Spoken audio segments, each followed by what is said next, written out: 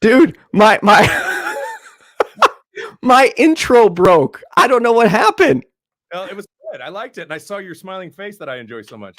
Yeah, it just totally cut off. Anyways, hi everyone. Thanks for joining us today. I will be having a friendly conversation with Sean Schemmel. Sorry for running late. We were goofing off in the background, and Sean was trying to impersonate my thumb face. Well, yeah, well, I was also trying to. I was gonna thought it'd be funny if you came in and I was going like I was doing something with I just saw this stuff. I was thinking of funny shit to do when the camera started rolling. Sitting here in my Twitch room. Sean, how you doing today? I am doing much better than I have been. I've had a little bit of loss in the family, so I'm struggling with that. I'm okay, but and so there's a little bit going on, and of course 2020 has been shitty for everybody. So I'm good though. I'm doing a lot better. How are you, sir? I'm doing well. Thank you. Pretty excited about this interview. We've been talking for some time, and yeah, I have very much enjoyed our conversations. And I also wanted to say I appreciate your patience in trying to nail this down, because by the way, folks, he's been tracking me down for months. And I was like, we'll do it next week. We'll do it next week. And then some shit comes up, whether it's my power being cut in my house or being sick or whatever. But we're here now and we're going to do it. And I'm excited. Hell yeah. So before we jump into the more serious conversation, is there anything, any background you want to let the audience know about? Oh yeah, yourself? For people who are coming to your channel who don't know what I do, I'm a voice actor and musician. I've been voice acting for over 20 years. People know me best of all as the voice of Goku on Dragon Ball Z and Dragon Ball series and King Kai. And then I've done, dozens of other voices for Pokemon and Ninja Turtles, and I'm a voice actor. I'm an ADR director, a musician. I do a bunch of shit, and now I'm Twitching and YouTubing. Twitch is, I'm trying to learn Twitch still. A lot of my friends are encouraging me to get on it and start doing some games and streaming, but I'm behind times. I'm still stuck on YouTube. Well, you got the setup, and so all you got to do is throw up the computer and you're good to go. I'm getting on. Well, my YouTube channel just got started, and we're going to be putting more content up there soon. It's funny because I've been meaning to do this a long time ago, and people are like, "Oh, you're doing this because of COVID to make money." I'm like, people have been bugging me to do a Twitch for years. Chris Sabat's like, "Dude, you're funny. Be on Twitch."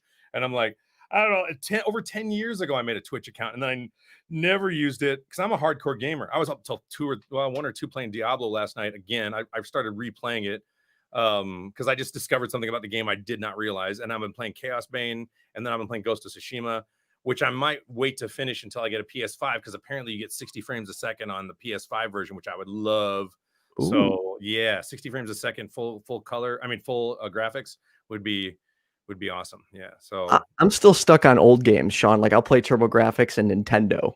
Dude, I love my favorite TurboGrafx games are Bonk. Yes. Yes.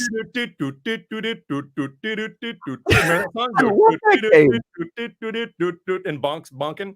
I love Devil's Crush is my favorite. And by the way, there is a spiritual successor to Devil's Crush on Switch called Demon's Tilt, and it's actually a bit better than Devil's Crush. No way. Yeah, I think this guy really liked Devil's Crush because it's very Devil's Crush inspired, but it's great. And then I have it on Switch, I have it on PC and my Xbox. And then there's also, I loved Alien Crush on TurboGrafx. And I used to work in a software store where they sold the TurboGrafx like handheld unit. And that was genius because you just took the game from the console and stuck it right in there. It was because it was a chip. And it was a great screen. That thing was awesome. And I sold those when I worked at Software Etc. from 1991 to 1993, precisely November 8th. And the reason I know that is it happens to be my sister's birthday. And I only remembered when I was quitting, I was like, huh, it's the same day I could start as my sister's birthday. Holy crap. So that's the only reason I remember that. But anyway, we should probably talk about atheism. We should. But my other favorite game, I don't know if you ever heard of it, Military Madness. Military Madness. I love that game. And I used to try to beat that game all the time. I love that game. It took me years, but I finally beat it. That is I don't know if I ever beat it. I don't know if I beat it. I don't remember. I probably would have celebrated. So I probably didn't beat it. So anyways, I just drink out of a gallon because that way I make sure I get. Well, here's the logic I use. I try to drink 64 ounces a day, and I'm trying to fill it up, and it's a pain in my ass, and I haven't had Sparkets delivered yet. So a gallon's 128. So I always make sure I drink half a gallon or more a day, and if I don't finish it, I have to finish the net rest of it plus another half the next day. So it's always 64 ounces or more. So I'll buy like 7 to 10 of these, and I just walk around the house going. It's a good habit to have. I always have my water right next to me. Well, I didn't for years, and I had chronic dehydration earlier than this year, and it was actually almost life-threatening, and my doctor didn't understand why, and it had to do with my mineral content because I have an autoimmune disorder and all this other bullshit. And so I just started going to town on water. It's funny because my girlfriend's been bugging me. She's like, drink more water all the time. That's not really how she sounds. That's Right. way that's just a little voice in my head that I base on her, which is adorable. Anyway, So yeah, yes, well, sir. so you have, from my understanding, a Christian upbringing. I do. I know you now define as, which we can get to later, as a functional atheist.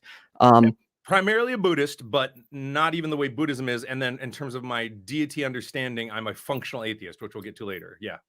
Awesome. So if you could tell me a little bit about your Christian upbringing.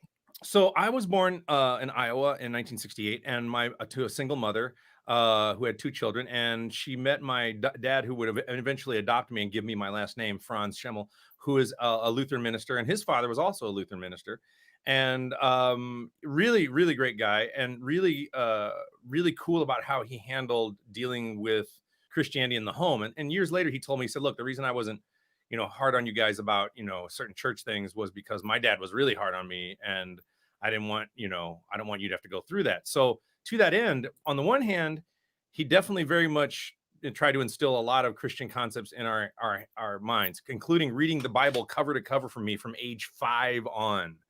So, yes. And it's so funny. I have very distinct, clear memories going back to childhood, prenatally, as well as the age 0 to 5, that I still remember about my opinions and thoughts on the Bible, which I'll get into in a second. I didn't have the word bullshit learned as a kid, but and I'm speaking specifically to the Old Testament here, but I'll get to that in a second. But he had some weird rules though, weird in the sense that on the one hand, we had to be in church every Sunday, no matter what. But if I cut up, or if I screwed up in the Luther League, which is the youth group, if I I never got in trouble. Like we would change the lyrics of hymns. We would cut up. He'd never, ever lose his cool, never punish up. One time, my church was letting out, and my dad, me and my brother were like at the end of church, and I don't know what was going on. We had a fist fight in front of the church. We were like, fist fight? Oh yeah. I was like, I guess I was 12 and my brother was 14 or whatever. And my dad's like, "Go in peace, serve the Lord. Thanks be to God." The doors open up and the people are coming. We're fighting. We didn't get in trouble for that. And he did that because he was trying to be lax on us. And he has he's not a big, even though Lutheran Church is an evangelical church. And I'll get into my opinions on evangelicals later, because I do think it's a bit dangerous. But even though he's not terribly evangelical in his proselytizing, and he's got a very enlightened view on how he interprets the incongruencies and inconsistencies and the general bullshit in the Bible. He commonly will say, the Bible isn't the law of God. The Bible points to God. And that's his, I think, and I hate to speak for him, but I think that's his broad interpretation of, I'm aware that there's ridiculous rules and inconsistencies. And really the bottom line here is the New Testament, and it's about love, you guys, and let's focus on that.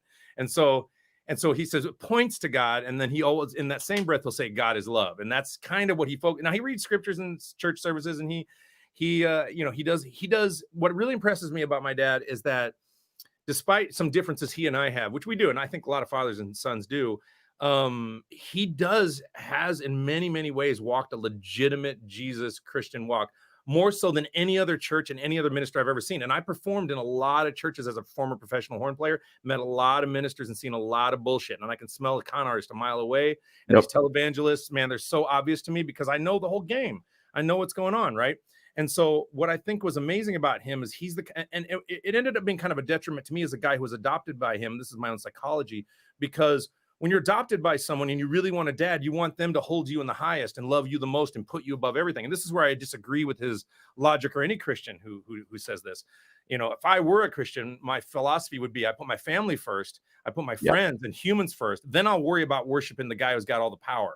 Like I'm worried about that. And so my dad will oftentimes put the poor, the indigent, the less than in terms of economic or social status above not only everyone else, but our family. And that really bothered me a lot. And I think it it was further exacerbated by the fact that I had such a desperate desire to have a father.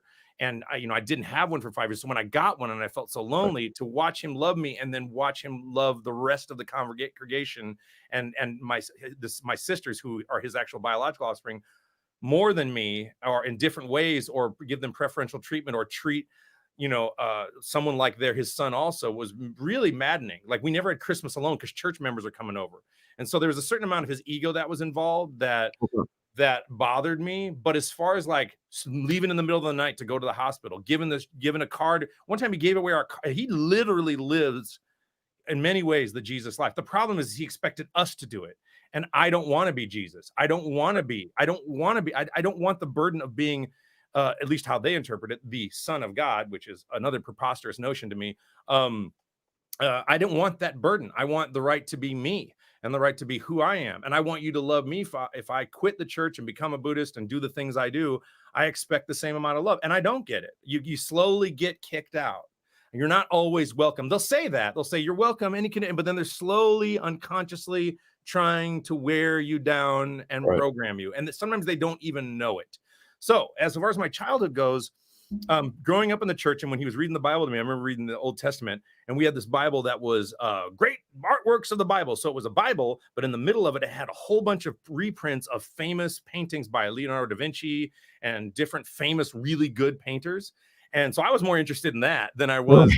So he'd read it, and I go, I remember thinking, that sounds like bullshit to me. And that sounds like I just remember thinking, this is ridiculous. Like, I just remember laughing at I go, why am I not seeing all this magic shit right now?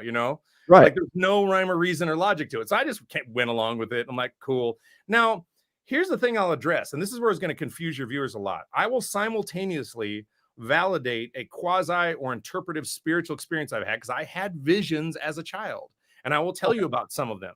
And my dad, will tell me that's the work of God. And I'm like, or it could be this very complex organ fucking with me because I've studied a lot of brain science and a lot of psychology. And I've come to understand that the human brain, particularly the ego, is when you study Buddhism, you study ego, and it's a very sinister, sneaky, snaky thing. That's usually at the root of pretty much any problem is ego.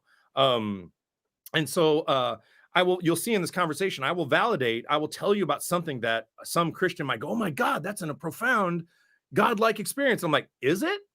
Because I can simultaneously say it is my brain messing up, and it could be that, and I don't really know. So I'm just going to validate both of them and go, yeah, it could be. And I won't know if it's the God experience until I'm dead. And then I might not know at all. And I don't know if it's the God, I won't know if it's the brain experience until it happens again, or I hook up my brain to a bunch of electrodes and whatnot. But I'm going to go with the latter here because the evidence is more overwhelming in that direction. But generally, I tend to validate things as they are. Sosog, I know her. She just put her up here. She comes to my chat. I know her. Thank you so much. Another person is also, yes, it does not hurt my voice to do this. Thank you. You'll see me, I'll seem contradictory, but I've had a very strange journey. And I want to tell you real quickly before we get to your next question, I continue on why I'm here. So when you get a role such as mine, when I was, playing Goku and having a lot of people who watch you and follow you, you get a lot of pressure to be an inspiration or lead, or they look up to you, or they want to be like you. And that makes me really uncomfortable. But I also realized that if I was going to be shoved that mantle, I needed to be as honest as possible. And I needed to be, one of my number one rules for spiritual thinking is removing cognitive dissonance. And we'll get to that later. And my dad, I was quoted as saying, I like a little cognitive dissonance. And I'm like, yeah. You're telling me that. Yeah. And I said, and I wanted to say to him, I'm like, yeah, because that allows you to push your agenda. So, and my dad's agenda, funnily enough, is ultimately actually very good. However, he takes away your autonomy to do it, in my opinion. What do you mean by that? Well, by that is like, I don't want to talk bad about the guy because I do love him, but it started out with small, like he'd come into my room in the morning. He's like, I'm late for church. I need a watch. And he'd just take my watch. Like whatever you have that's yours is his. So if you have some gift or talent to make people happy, Sean, I need you to come play horn at the old folks home today because we're going to make them happy. He'll take whatever is around him. His logic seems to be, if I'm doing the work for God and good, you don't get to bitch about me using you to say, hey, Saturday night, I need you to play the horn at the old folks home because it's going to make them happy. I'm like, or you could ask me if I want to play at the old folks home. He just expects you to just do that. And that includes your objects, your stuff. And when I became Goku, my fame, and it really bothered me. It made me feel like an object, and it made me feel like, you know, and his logic is he'll do this thing and we'll say, well, I figure my dad's really smart and really intellectual. So I go, well, I figure this. And generally his logic's pretty sound. And you can make the argument, well, if the bottom line is I'm helping people, why is that so bad? Well, A, you're taking away my autonomy. B, you're not explaining it to me. C, you're not giving me a choice in the matter. And D, if I do say no, I get a guilt or I get kicked out of the kingdom where you'll ignore me. So there's always some manipulation that's conscious or unconscious. And sometimes it's just myopic. He's just focused on his goal so much he doesn't realize that. I don't think it's always intentional. But it led to a problem to where I'm like, I can't deal with family members who will not, when I come home for Christmas or for whatever holiday. I just mentioned Christmas, we have that. I don't even do Christmas, but and we used to have great Christmas celebrations involving karaoke and all kinds of karaoke. Oh yeah, we had a karaoke machine. My dad had a karaoke machine in the living room every year, and all the family members come over. We're all singing and having it. My dad's a lot of fun, and he's a good guy, but he will not he won't budge on this. And so I'm like, well, I'm not talking to you till we fucking do. So it's too much of a wound for me. So, and again, I'll admit, and I've admitted to him, like, that's my shortcoming. Like maybe I'm not a big enough man or a mature enough person to deal with that, but it's about my autonomy, and being away from that culture allowed me to understand the deeper, more sinister layers, and sinister may be a strong word, of how there's this long game on trying to make sure we all believe in God. And it's so annoying. So, and it's frustrating because I became a happier, much more successful, much more kind person when I left Christianity and went to Buddhism than, and even I have issues with Buddhism also, and I'll get to that later, because Buddhism is kind of, branches of Buddhism also don't understand the original words of Siddhartha Gautama in the way that he meant them. I don't think, and I'm not sure that I do, but I know the fundamental nuts and bolts of it. And maybe it's cognitive bias, but I'll get to that later. And so when I left Buddhism, I remember meeting, his side of the family, like, well, you're supposed to be a Christian. I'm like, well, I'm not. I took the Bodhisattva vows. I committed to this path. And even after taking those vows, I have some issue with some of the reincarnation concepts, and but the Dharma and the Eightfold Path and the three jewels and the Four Noble Truths and the Eightfold Path and the three jewels or whatever. I'm not memorizing anymore, but I do know what they mean. Those are very logical set of constructs that allow you to be a moral and ethical person. Interestingly enough, in most of the Buddhist literature I read, guilt as a tool is not even commonly used, because guilt becomes a non-issue once you start following the Eightfold Path, which is, fundamental concepts around right speech, right action, right sexual conduct, a right thought. And right is defined as things that don't cause you suffering and things that don't cause others suffering. And there's cause and effect. And we'll get to that later. So this is all the broad stuff, because you just asked me about my childhood, right? So I want to go through that journey, and I'll try not to tangentialize too much. There's go ahead. Do you have a comment? Normally, I don't want to, I normally save audience questions for the end. And if you do have questions, tag me in the comments and we'll get to them at the end. However, I think this question was relevant to what you just said. How does a desire for autonomy coexist with a denial of the ego? Well, first of all, you don't deny the ego. In other words, everyone has an ego. And autonomy, you're talking about non-dualistic thinking. And so autonomy, yes, one could say it's related to ego in many ways. But conversely, if you're saying they can't coexist, if you're saying there's cognitive dissonance, hang on, I'm trying to wrap my head around the concept so I can address it. And it's a good question. So ego's at the heart of everything. Any sense of I-ness you have. In fact, there's a book I read years ago called Heartwood of the Bodhi Tree, and it took me a year to understand just the first chapter, which was never cling to anything as I or mine. So autonomy is, and this gets me to another layer. It's funny that this person mentions that, because on the one hand, autonomy implies a certain sense of I-ness and self-awareness. But I think biologically, I-ness and self-awareness and ego, we're not as self-aware as we think we are. And we think that we are truly self-aware. And I'm saying that we aren't driving the bus as much as we think we are. And marketers know this. Advertisers know this. McDonald's knows this. When I was served on a federal jury, we had to go through bias training, and I could actually feel my bias. Training? Yeah, you go through bias training for the afternoon where the judge talks to you about what bias is. Because I raised my hand. I said, look, I think I'm having some bias around this problem. And he said, because they were reviewing us for the jury. And he said, well, do you think if we talk to you about that, you could possibly work through that bias and get to a neutral place? And I go, yeah, if you guys help me. And so I realized that true objectivity, which is, and true unbiasedness, and I'm going to get to the guy's question in a second, or I don't know who it is, but person's question. True non-biasness is recognized in the law, because here's what's interesting about that. The fact that we're not driving the bus. And what I mean by that is we aren't always, if I say I went to McDonald's and I bought a hamburger, or I went and bought a car, you did, but you also didn't. And that doesn't mean you're not responsible.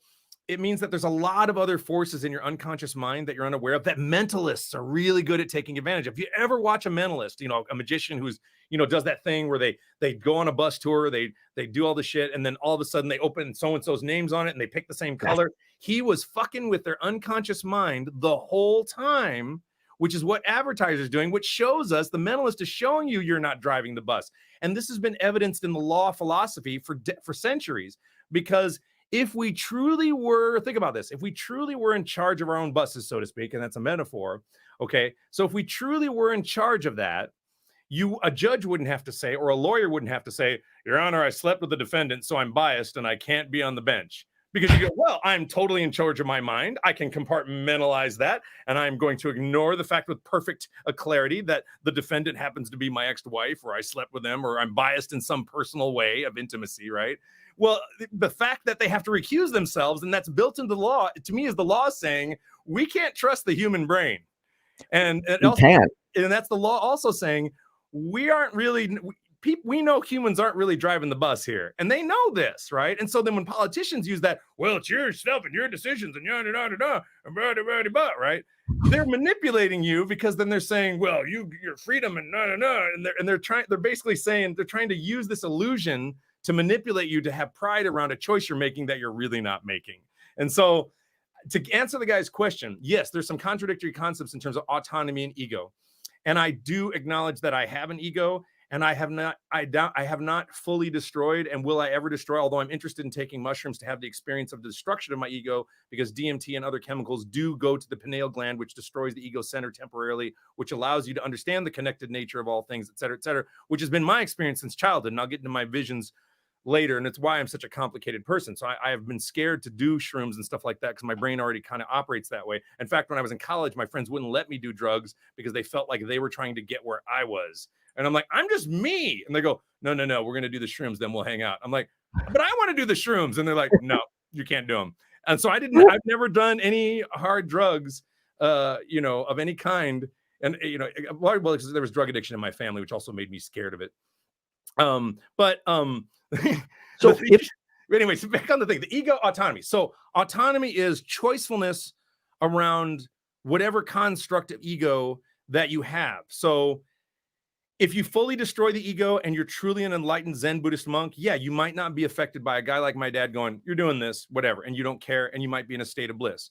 I'm also admitting the fact that I'm not enlightened.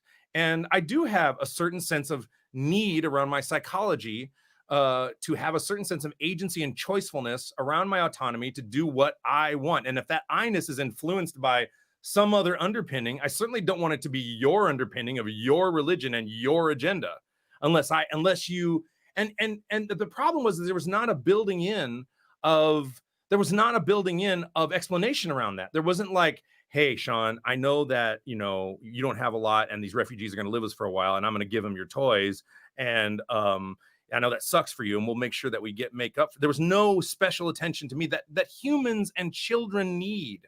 It's part of the how we grow up. It's part of safety, and it goes down to a primal state of survival, which everything usually boils back to survival, including like when you want to kill yourself, when your girlfriend breaks up with you, that's your unconscious brain going, I'll never reproduce, when really it's just oxytocin and bullshit. So in a way, you had to fight for your dad's love. Or to try and get his attention a little bit more? Well, he gave me love and attention, but he gave everybody else who was not their son the same amount, because he looks at himself as like a Jesus-like figure. And to me, and every every dad I've met is an adult since then. And these are dads that, in my opinion, are not as good, pine and care. They're not as good as my dad in terms of general behavior, like maybe, you know, abusive alcoholics or some shit, right? But they still just, their kids are so special and they love them so much and they can't wait to be here. And I don't get that. Like, my mom does that. She's my biological. My dad doesn't do that. He's like, his agenda is so broadly, everyone's equal, we're all Christian. That includes the family. Well, that don't work for me. So I'm not doing it. So I hope I answer the guy's question. To reconcile that, you can only reconcile it one of two ways. You either become a Zen Buddhist monk, attain enlightenment, and then you don't give a shit because your ego's destroyed. You take shrooms and your ego's destroyed for a certain number of days or hours or weeks or however long it lasts after the effect, months. Some studies show it lasts up to 18 or 20 months in terms of the sense of connectedness of all ways. They've done studies with end-of-life patients and cancer and whatnot. And there's a lot of good tools I got from my dad in terms of, you know, intellectual. My dad's actually really interesting because he graduated valedictorian. He was perfect on his SAT, and he's a very strong science background. Like, he's very, very well educated. So when we were in high school, I remember he was reading this book called Gödel, Escher, Bach, which is about the mathematical comparisons between Gödel, the mathematician, Escher, the painter, and Johann Sebastian Bach. So then I start reading it in high school. He has a book, Brief History of Time, and then he's got Einstein's theory. So that's on the shelf. Like, there's all kinds of the breadth of my dad's knowledge and reading is quite profound. And I don't know how he deals with the cognitive dissonance of that bullshit, but that's his life. And I respect what he does with his life quite a bit. You know, cured my depression for a full year. I'm not surprised, Kyle Brewer, not surprised at all. As a matter of fact, I'm trying to get some for Bree, although that would be illegal. So I can't really do that because she has a traumatic brain injury. And I read several studies that show that nerve growth factor can be very beneficial with magical mushrooms for brain injury. But instead, I'm getting her lion's mane, which is a medicinal mushroom, and I'm getting her lots of other different legal mushrooms. And I'm taking some of those myself for my own health. I've really gotten into mycelial and mycology lately. I'm really fascinated by medicinal mushrooms in particular. The magic mushrooms is something I have not explored yet, but many of my friends have, you know. In a hypothetical situation, let's say I had tried them, because I do have, I guess you could say, because of my history with epilepsy, I do have like a traumatic brain injury. Like, my memory, occasionally you'll see me talking and then I'll just be like I can't get the words. Like, I'll be in my brain trying, like, what was the word I was going to use? Right. And after hypothetically, had I tried mushrooms after that, let's just say my brain was much quicker to pull information. Oh, it wouldn't surprise me if what had happened was there was a bunch of neurons and dendrites that just went and started firing better, you know, because of the shrooms. Right. That's my basic layman analysis of non-sciencey, but that's my, well, quasi-sciencey. And I want to, before we forget on mushrooms and other stuff, I want to get back to why I'm doing this podcast and then some of the visions I had and my whole spiritual journey, which led me to the reasons I chose a spiritual quest around age 28 and the logic around, and it's not as altruistic as you think. It's very interesting. And I've been talking about this with my therapist recently because to me, it's a fascinating, I'm a big believer in turning your soul inside out and looking at your dark side and looking down into the chasm, like Nietzsche said. And so I'm a big believer in that, finding, you know, so people want to get real with me. I'm like, do you really? Because we're gonna get really real. One thing I could say is, for those that don't know, Sean is a very blunt and honest person. I try to be. Like, you know, like our conversations, we've been talking for a while. Yeah. It's nice to have someone that just doesn't have a filter when we can talk. I appreciate that. And, you know, I figured out why I did. I was talking to my therapist the other day and she was like, so you really, truth is really important to you. And I realized truth, good or bad. And so it's funny because when I go to therapy sessions or when I'm dealing with a fight, you know, a lot of times people don't trust to argue or fight with me because they think that I'm going to attack them. But I'm the kind of guy that mid-fight, I'd be arguing with my girlfriend or arguing with someone, and I am so on top of truth, I'll be like, say something mean. I'm like, that was a terrible thing to say, and I shouldn't have said that, and I'm really sorry, and I'm really angry, and I'll just mid apologize because I'm constantly holding, you know, what I care about, what I'm angry about, and then the fairness and truth about it all at the same time. And I'm like, and I'm being a real dick right now, so I'm gonna go on the, you know, like I will just own it because I realize if I can't be cognitively, because that goes back to my other number one rule: remove cognitive dissonance. So if I'm like, I'm right, you're wrong, and we can't meet halfway, well, that's bullshit. I'm not, every time you have a conflict in a relationship, it's a dance between two people, unless there's one person who's definitely not responding and you're just abjectly attacking them, which I don't ever do.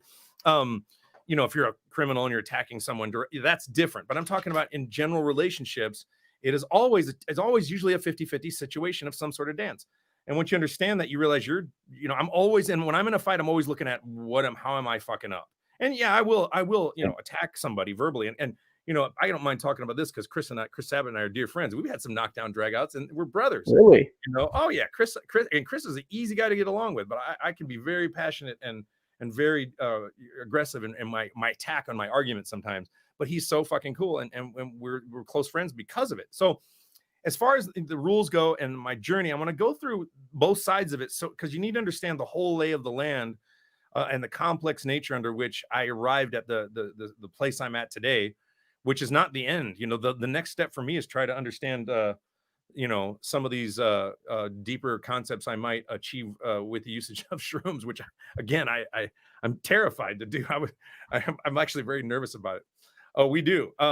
Well, not anymore, Basil. We used to, and then Chris and I got to a point where it will never, ever happen again, because I love and trust that guy so much, and I put him through the ringer that I know that he has so much respect for me that no matter how pissed I am, I'm just like, hey man, here's my argument. And I respect your, like, that's never going to happen. It's That's not good. because he's got so much, even if he fucked up in a really, really serious way, I know he'd be apologetic, and B, he would listen to my complaint. And I know that he's done so much for me, and we have such a good level of trust that I'm just, I consider him a brother. So I don't, and that happened, you know, a few years ago. And, you know, because we'd go back and forth. We're always friends, but we'd always go back and forth, just like Goku and Vegeta. With me usually acting like Vegeta and him usually acting like Goku. It's like, what's the problem? I'm like, what are you know? And so, because I get very passionate about stuff. So going back to childhood. So we lived on a farm for a while, and we had to heat our house with wood. So I chopped wood, and 7 years old, I was chopping wood on a farm in Iowa.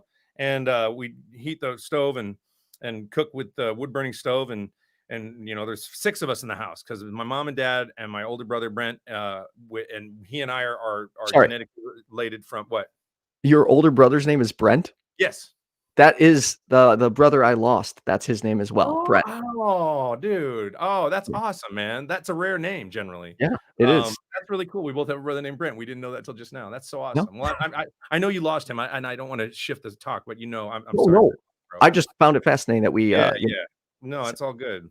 So yeah, so when it came down to like my personal growth and what was going on for me, I remember living on that farm, and one day I had a really scary, eye-opening. My eyes were wide awake. I was wide awake vision, and I interpret this vision differently now. But and I couldn't sleep, and I had the hallucination of sorts that these two silhouetted. It was like, imagine just the silhouettes, like, you know, when they take a picture of you and a kid and they just draw the shape of your head in a silhouette. You know, that was real popular in the 70s, but they would just a profile of a silhouette, right? So it'd be two silhouettes of two Dracula guys, and I'm in my bed on the side of the wall. You know, I'm against the wall. My bed was against the wall, and then they're in the main area, and they're fighting over who gets to eat me first. Now I think I'm 7 years old at this point. Okay. 5, 6, 7, somewhere between 5 and 7, probably 6 or 7, maybe 8. I'm not sure. Actually, I could look up the time. It was 1977. I was closer to 10. It was 1976. My sister was born in 76 on that farm. So yeah, that's about right. 7, 8. Yeah. So these two Dracula-like characters, they were just the silhouettes of Dracula fighting over who's going to eat Sean first, right? And all of a sudden, I got up and I ran past them, and I went and told my dad. He went, Dad, there's 2 Draculas, and they're going to try and decide who's going to be. And he goes, don't worry, just go back to bed. Didn't say a thing, right? I go to bed, and I'm sitting there watching them, scared. And I'm wide awake. I swear I'm seeing this, but it's very dark, but I'm seeing the silhouettes, right? And then all of a sudden I see descending the silhouettes of 7 or 13, I don't know, some magic number, but I remember counting them. I think it was 7. Silhouetted biblical angels, black also, not white, not glowing light, not black also, but silhouetted, like the wings just floating down one in a semicircle around the two Dracula guys who continue to fight, and they just sit there and they're for a few minutes, right? And then the Dracula guys, after maybe a few minutes or a few seconds, it's probably a few seconds, the Dracula guys look at each other and they go, what's that? And they're like, and they freak out. They just see the angels behind, freak out, and then they go into the bed. And then I fell asleep. So the next day I wake up and I go, Dad, you're not gonna believe this.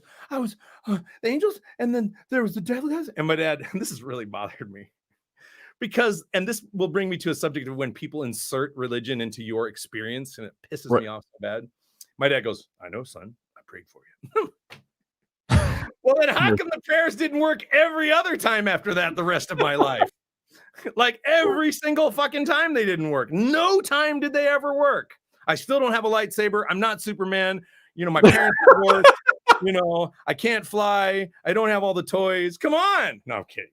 But yeah, they didn't work. So, but that was profound to me because that could have been my brain. It could have been my imagination. My dad had been reading the Bible to me that night, you know. I'm looking at this imagery. There's all kinds of, you know, and science would probably find out if they had a brain scan. Oh yeah, your hippocampus or this shit was all activated and blah, blah, blah. Now I could make the argument that our brains are electrical and we're actually living in the fabric of space because there is a fabric to space. And when I pass my hand through, there's more space than there is actual density. And the space is between you know, the Earth is not in a subspace bubble. So the nature of space has how do I describe it without someone who knows about quantum physics can maybe explain this a little better. In other words, space is not empty. Okay. And we are in a continuum all the time, a space-time continuum. And the subatomic particles, like if I move my arm, I'm moving through, it's hard to describe the quarks and bosons and other things, all the time. Right. So, and we have mirror neurons and we have, you know, ways that are spooky action at a distance type things that I'm trying to remember, not the boson particles. I'm trying to remember my quantum. I haven't read it in a while, but basically what I don't know enough about it. That's for sure. There are scientific things that could explain even telepathic or psychic phenomena that people experience. You know, there are scientific we are electronic biochemical creatures. We could develop an evolution in our minds, or with proper training, a way to directly develop some sort of telepathy or telekinesis or some bullshit in the future, right? It is within us, you know, and they explain a lot of these concepts scientifically in sci-fi shows like Star Trek and stuff, like, oh yes, and it's bullshit, but it also shows you that there could be a way. And the problem is you can't draw conclusions about because you're going to fill it in with cognitive bias. So, you know, your brain's going to go, well, that must have been angels because I believe in this and now I'm confirmed and I feel good. Instead of being curious and going, well, was it? And why is the truth so important? Because I don't want to put a bunch of energy into a bunch of fucking lies is why. Right. Personally, I want to believe as many curse on the stream, I suppose, because they'll demonetize you if I curse too much. You can, we're good. All right. So I guess the point I'm trying to make is like, and we'll get to that subject later. So I'm going to get through this storyline because I'll tangentialize and we'll never get done. So yeah, because there is I do want to wrap. There's a couple more questions we got to. You have a lot more questions, but I can be on as long as you want. So so that happened when I was 7, and then I had a couple other visions that were very strange. One is an adult. I'm trying to remember. There's one I keep escaping my memory. But one time I'd come in for a trip and I was staying with a friend of mine, and I was going through a bad breakup, and I was pretty stressed out from work, and I had come to Texas, and I was in my 30s, and I am not a big prayer guy. And even when I was a Christian, I was not, because the way I understood God at the time, which, by the way, God got a lot bigger to me conceptually as a concept once I left. In other words, even when I was a Christian and interfacing with other Christians, how I experienced and interfaced with the universe. I don't know what I was correct about, but I was correct about something. Thank you. How I interfaced with the universe was always much larger than the way it was described in church and with other Christians. I'm like, well, wait a second. I'm a Christian. You're a Christian. I'm having a different experience on my 3-dimensional navigation and understanding the nature of connected nature of all things. The way I do as a child is different than what you talk about. And why am I having a different experience? Oh, maybe because it's bullshit. You know, that could be a reason. So I came to this trip, and I don't believe in prayer. And when I was a Christian, the reason I didn't believe in prayer is because we can't, if you're going to believe in a monotheistic, you know, God that just transcends all time and space, well, it already knows what you're going to pray for. So all you got to do, because there's not, I spend a lot of time meditating on non-linear time thinking. And so it's very easy, and I've done it my whole life. So it's very easy for me to travel in time in my mind in a way that makes, 7th grade feel like yesterday, because I constantly play the memories and we think it's so long ago, but that's a nostalgia feeling and an illusion. So I'll meditate to the point where I'm like, and when I say meditate, I mean, I'm focusing very hard on understanding I get so sensitive to time. It's really weird. I will notice, like, occasionally I'll have like for fun, I'll have a cigar. And I notice if I smoke tobacco, which by the way is not rare, it's very rare, sorry. And I don't recommend it. And I'm not a smoker, but on the times I've noticed, I'm like, wait a second, time passes differently when I'm smoking tobacco, because and this is not an illusion for weed. It is tobacco. I'm talking about. You're really talking about. Okay, I'm not there. Are you sure you're not mixing up weed? No, I'm not talking about weed, because weed would be a different story entirely, because that would be a different time perception. What I'm talking about is, I noticed I would have a pipe for fun. I'm like, I'm gonna smoke a pipe. It'll be fun. Or I'm gonna smoke a cigar with my buddies, right? So, a couple times a year, I smoke a cigar. It's fun, whatever. And then I go brush my teeth, and my toothbrush has a timer on it. And I would notice every single time I'd brush my teeth, if I were smoking, the time would pass extraordinarily fast. And then if I wasn't, it would pass really slow. And I would pay attention to how long time is when I'm in the booth. And, I think about time a lot because of music, but I'm going on a fucking weird tangent here. Let me get back to what I'm saying. So you like me, you have ADHD, right? So my brain, but I've worked really hard on trying to bring it all back. I try to bring it all back. So we'll talk about time and smoking tobacco later. Well, weed would affect your brain differently in terms of temporal perception. So the reason I didn't believe in praying is, I'm like, well, if you're talking about a God that knows everything, all you got to do is say thank you. You don't have to ask for anything. He already knows. He's already going to do it. This person, and that's the other thing. We say he all the time, and we have, we have this more acceptance around everyone in the transgender community, et cetera, which of course I am very supportive of, and we'll get to that later, perhaps. And then God's still referred to it, the he and the she. I'm like, wait a second, is God a he or a she if there's a God? And I love it that they made her a woman in several instances on TV in what's his face's movie. It was Alanis Morissette in that one with the Buddy Jesus, which I love Buddy Jesus. Yes. Oh yeah, and the Dogma, I think it was. I love Buddy. Hey, Buddy Jesus. To me, that's because that's just encapsulates the bullshit around evangelical Christianity, which is like, I'm your buddy. No, you're dead. And I like to be irreverent on purpose, because I'm irreverent on purpose because I'm trying to get Christians to not clutch their pearls. And that doesn't mean I don't respect the deep esoteric things you can gain from spiritual prayer and meditation, which we'll get to later when I read a study about Catholic priests versus Buddhist monks, and then which makes me wonder about spirituality and genetics, which is another thing I think about a lot. So I don't believe in prayer. So when I came back, I was really sad. And I went up in this room and I was really tired and I was so sad. I don't ever talk to, at the time, I don't ever talk to God. I just say, hey, whatever energy's out there, like I could just use some help right now. And you're just asking for help from something. I wasn't directly praying because I'm very, very sensitive around, I just think it's a waste of energy. But if it makes you feel better and end your suffering, I do support it. It's all about ending suffering. So, that actually, go ahead. I'm going to get to the vision, but go ahead. What? Oh no, go ahead. Finish your story.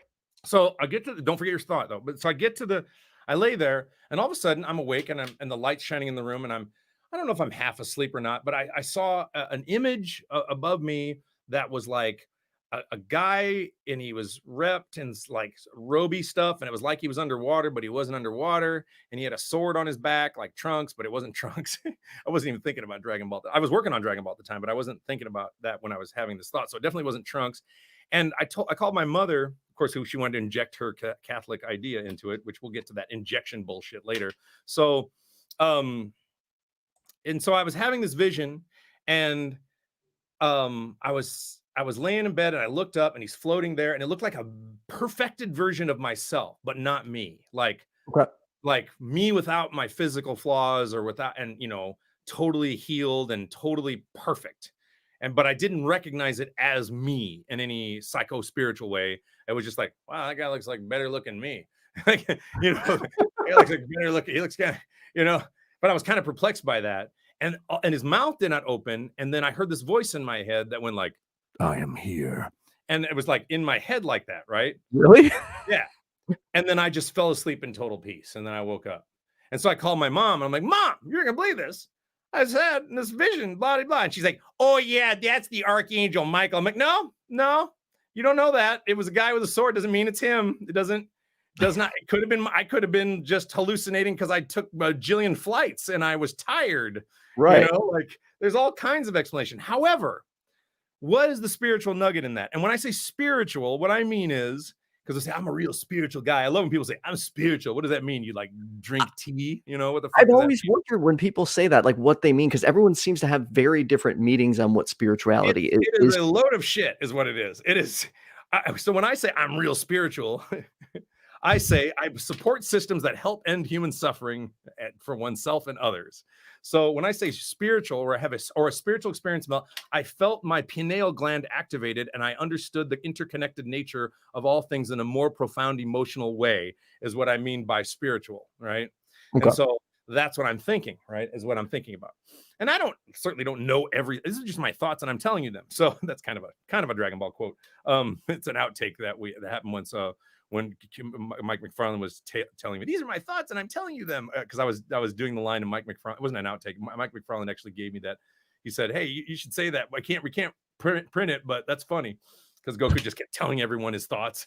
I would pay to hear that.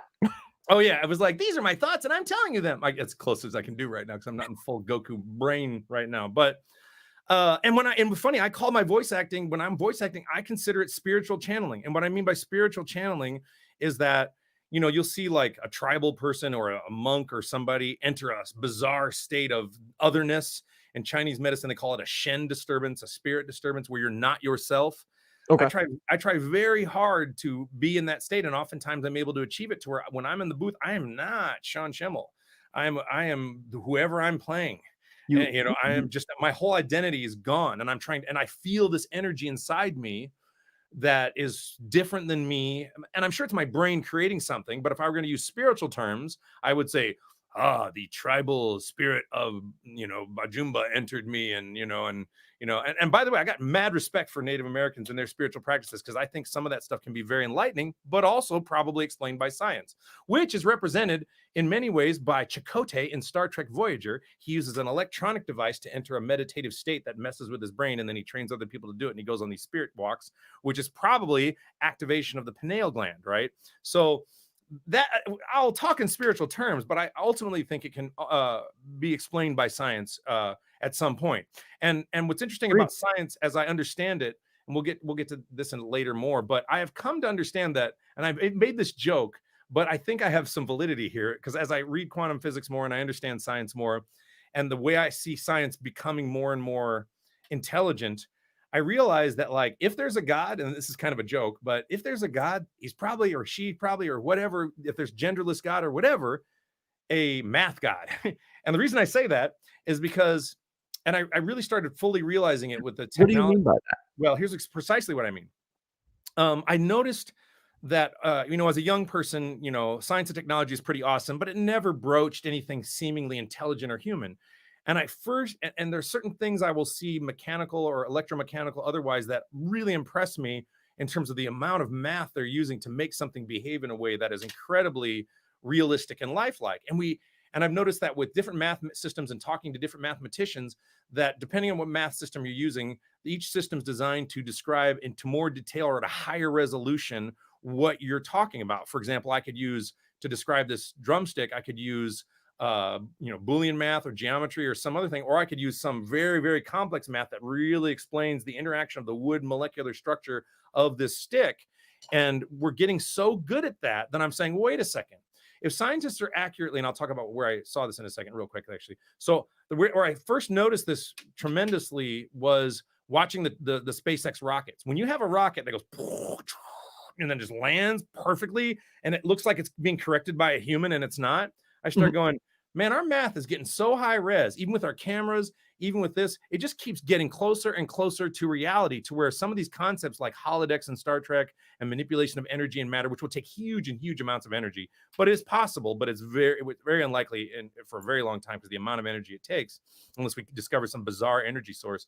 I started realizing that, wait a second, if scientists can very accurately from a distance and even up close describe scientific aspects of Jupiter and other planets and subspace and test things like the Heisenberg uncertainty principle to a large degree, is there an area of space that is non-describable by math and therefore would be magic or godlike? In other words, if you can describe this with math, or this, with drumstick with math, or you can describe some quantum theory with math, then you can describe all things with math. And then if it's expressible in math, maybe there's just a math god. So I mean it kind of as a joke, but I also wonder, wait a second. And some scientists are like, we're living in a hologram, which is entirely plausible. Now, aside from all this mental masturbation, which I'm going to tie into, and by the way, there's more than one definition of masturbation. And wait, we're going to get your real thoughts. quick. Yeah. Did you know that recently scientists, I don't want to call it teleported, but that's beamed or teleported data using quantum computers. Yes.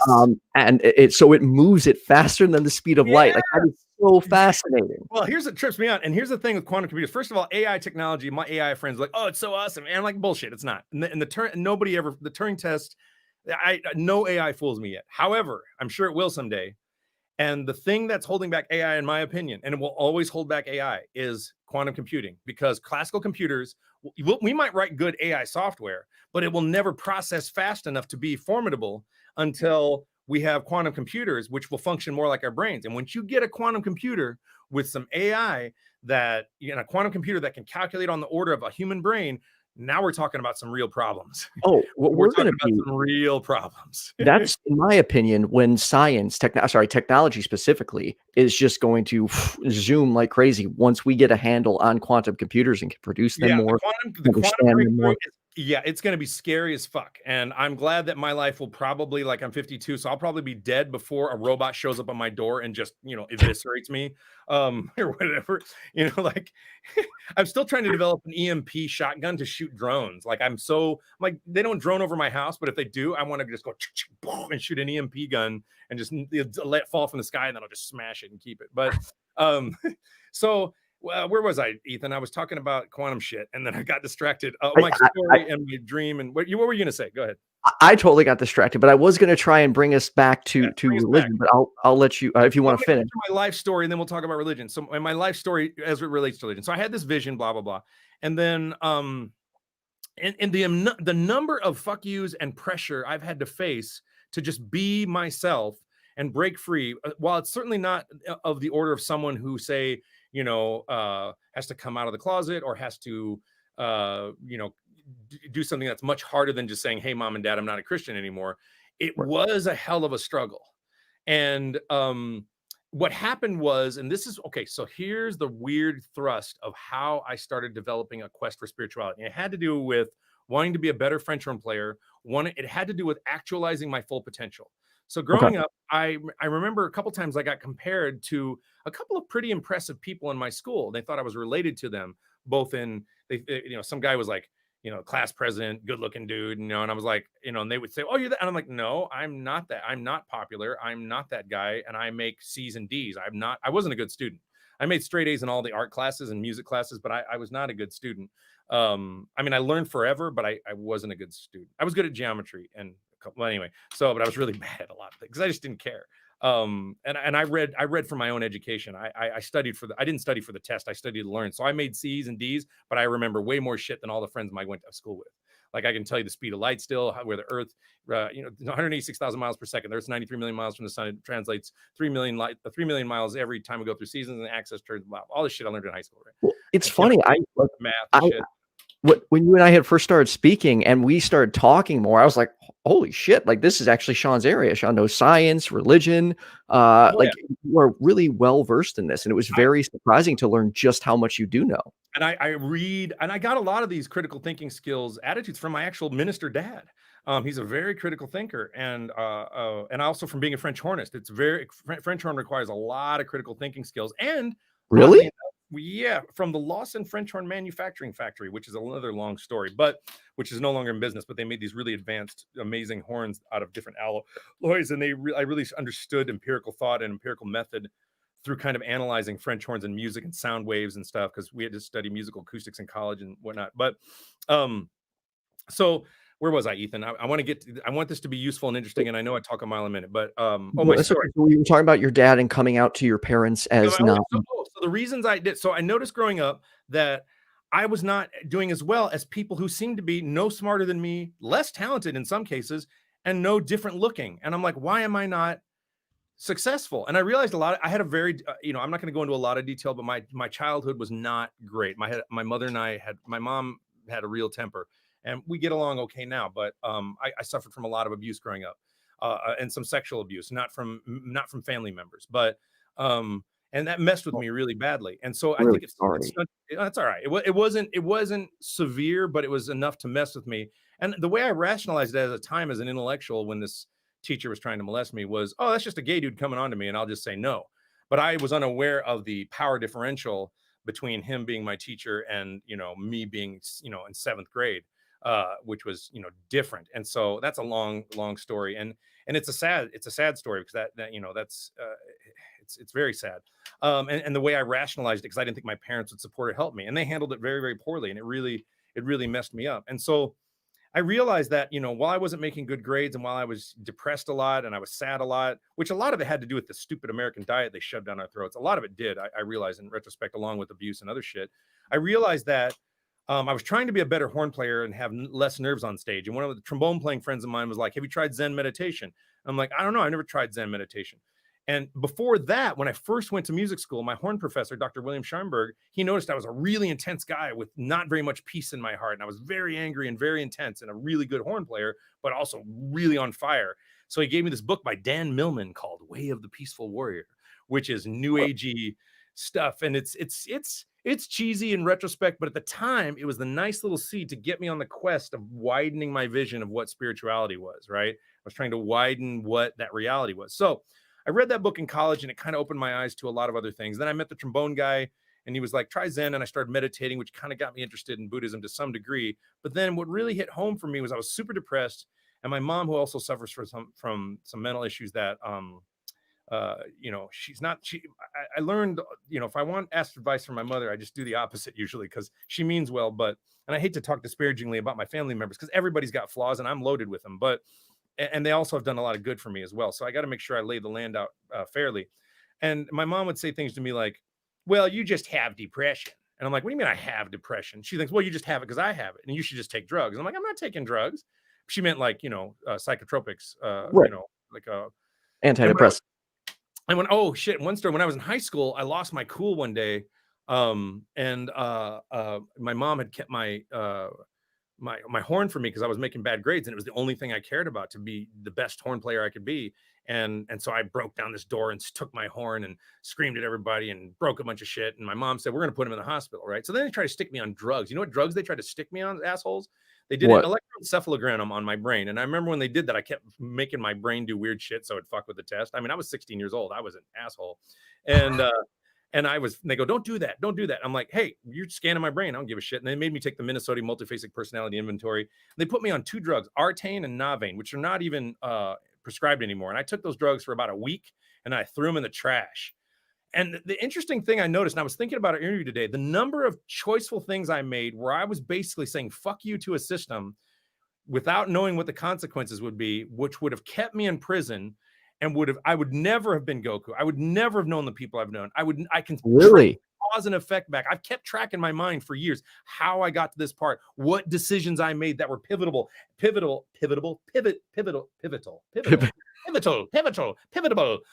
are pivotal, because I was fascinated with multiple dimensions and multiple. Like, there's a version of me that's still married to my first wife. There's a version of me that's dead. There's a version of me that's not Goku. There's a version of me that plays guitar in a band on all parallel. I think about that stuff all the time. Right. And because of that, think about this, Ethan. When you made the choice, the day, whatever the impetus was that you made the choice to start a podcast, and whatever benefits you've gotten from this podcast, we'll just use this as an example. Your timeline, here goes Ethan, went, boo, different timeline, where Ethan could have stayed home and not done a podcast, right? So now this timeline is doing this, and the other Ethan went that way. Now your life's different, right? So with that in mind, I can tell you the day and the moment I made the decision that led to me ending up on Dragon Ball Z. and it had nothing to do with Dragon Ball Z. I traced it to a moment that I have clearly emblazoned in my mind. Really? And I keep track of this shit my whole life, and it's something I just do, right? So I was thinking about different versions of my life and what could have been. And I know that, Baz. I know you guys will definitely be here for me. I know you got. I got a great core. They're awesome. Better than I expected. Thank you guys. So, because I expect everybody to just come on my Discord and give me shit for some reason. But let's see. So let me go back to the thing. So put me on Artane and Nave. I threw that shit in the trash and decided. I said, look, I'm going to make some rules for myself. And if I try psychotherapy or try, whatever method, if I exhaust all other methods, then and only then will I do drugs. And if those methods give me any progress whatsoever, even if it's 2 steps forward, 1 step back, was a decision I made as a young person.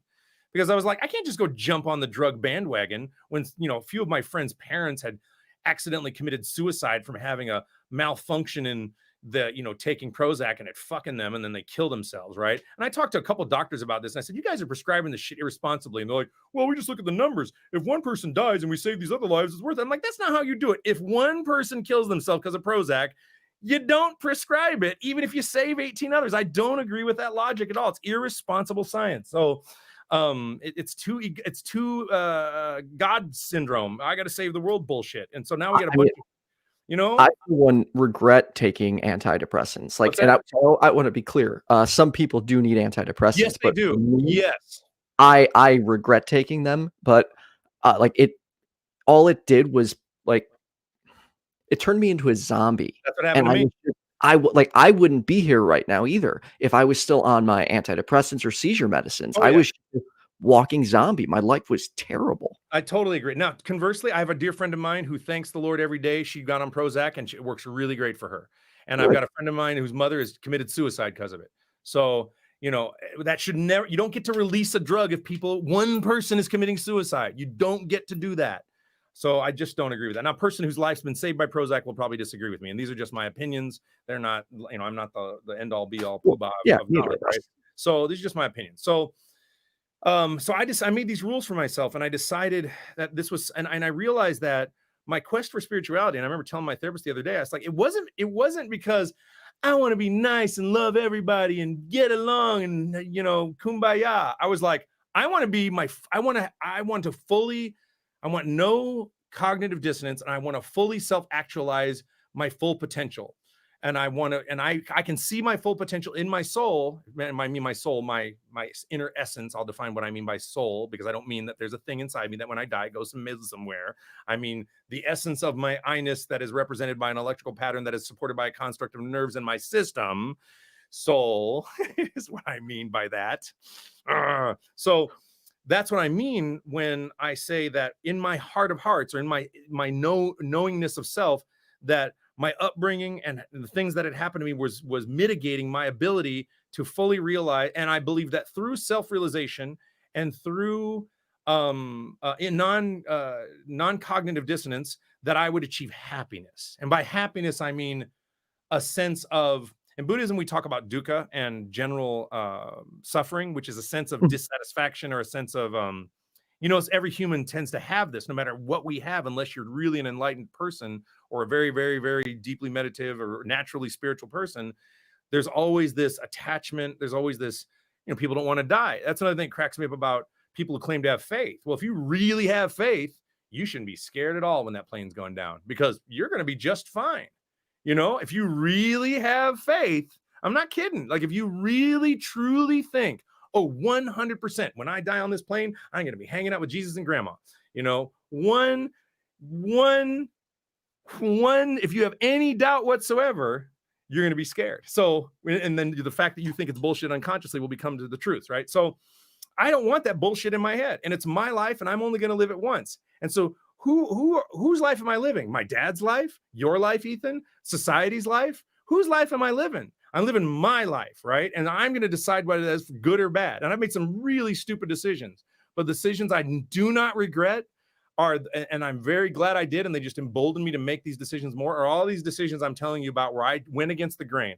I said, fuck you to society. I said, fuck you to the church. I said, fuck you to programming. I said, fuck you to cognitive dissonance. I said, and a lot of it is inspired by a combination of things, such as spiritual books I read, Rush lyrics, especially. I'm not giving into security under pressure. I'm not missing out on the promise of adventure. I'm not giving up on implausible dreams, experience to extremes. Love those lyrics. Hold your fire. All these lyrics made me realize I got to find that thing that these guys are talking about.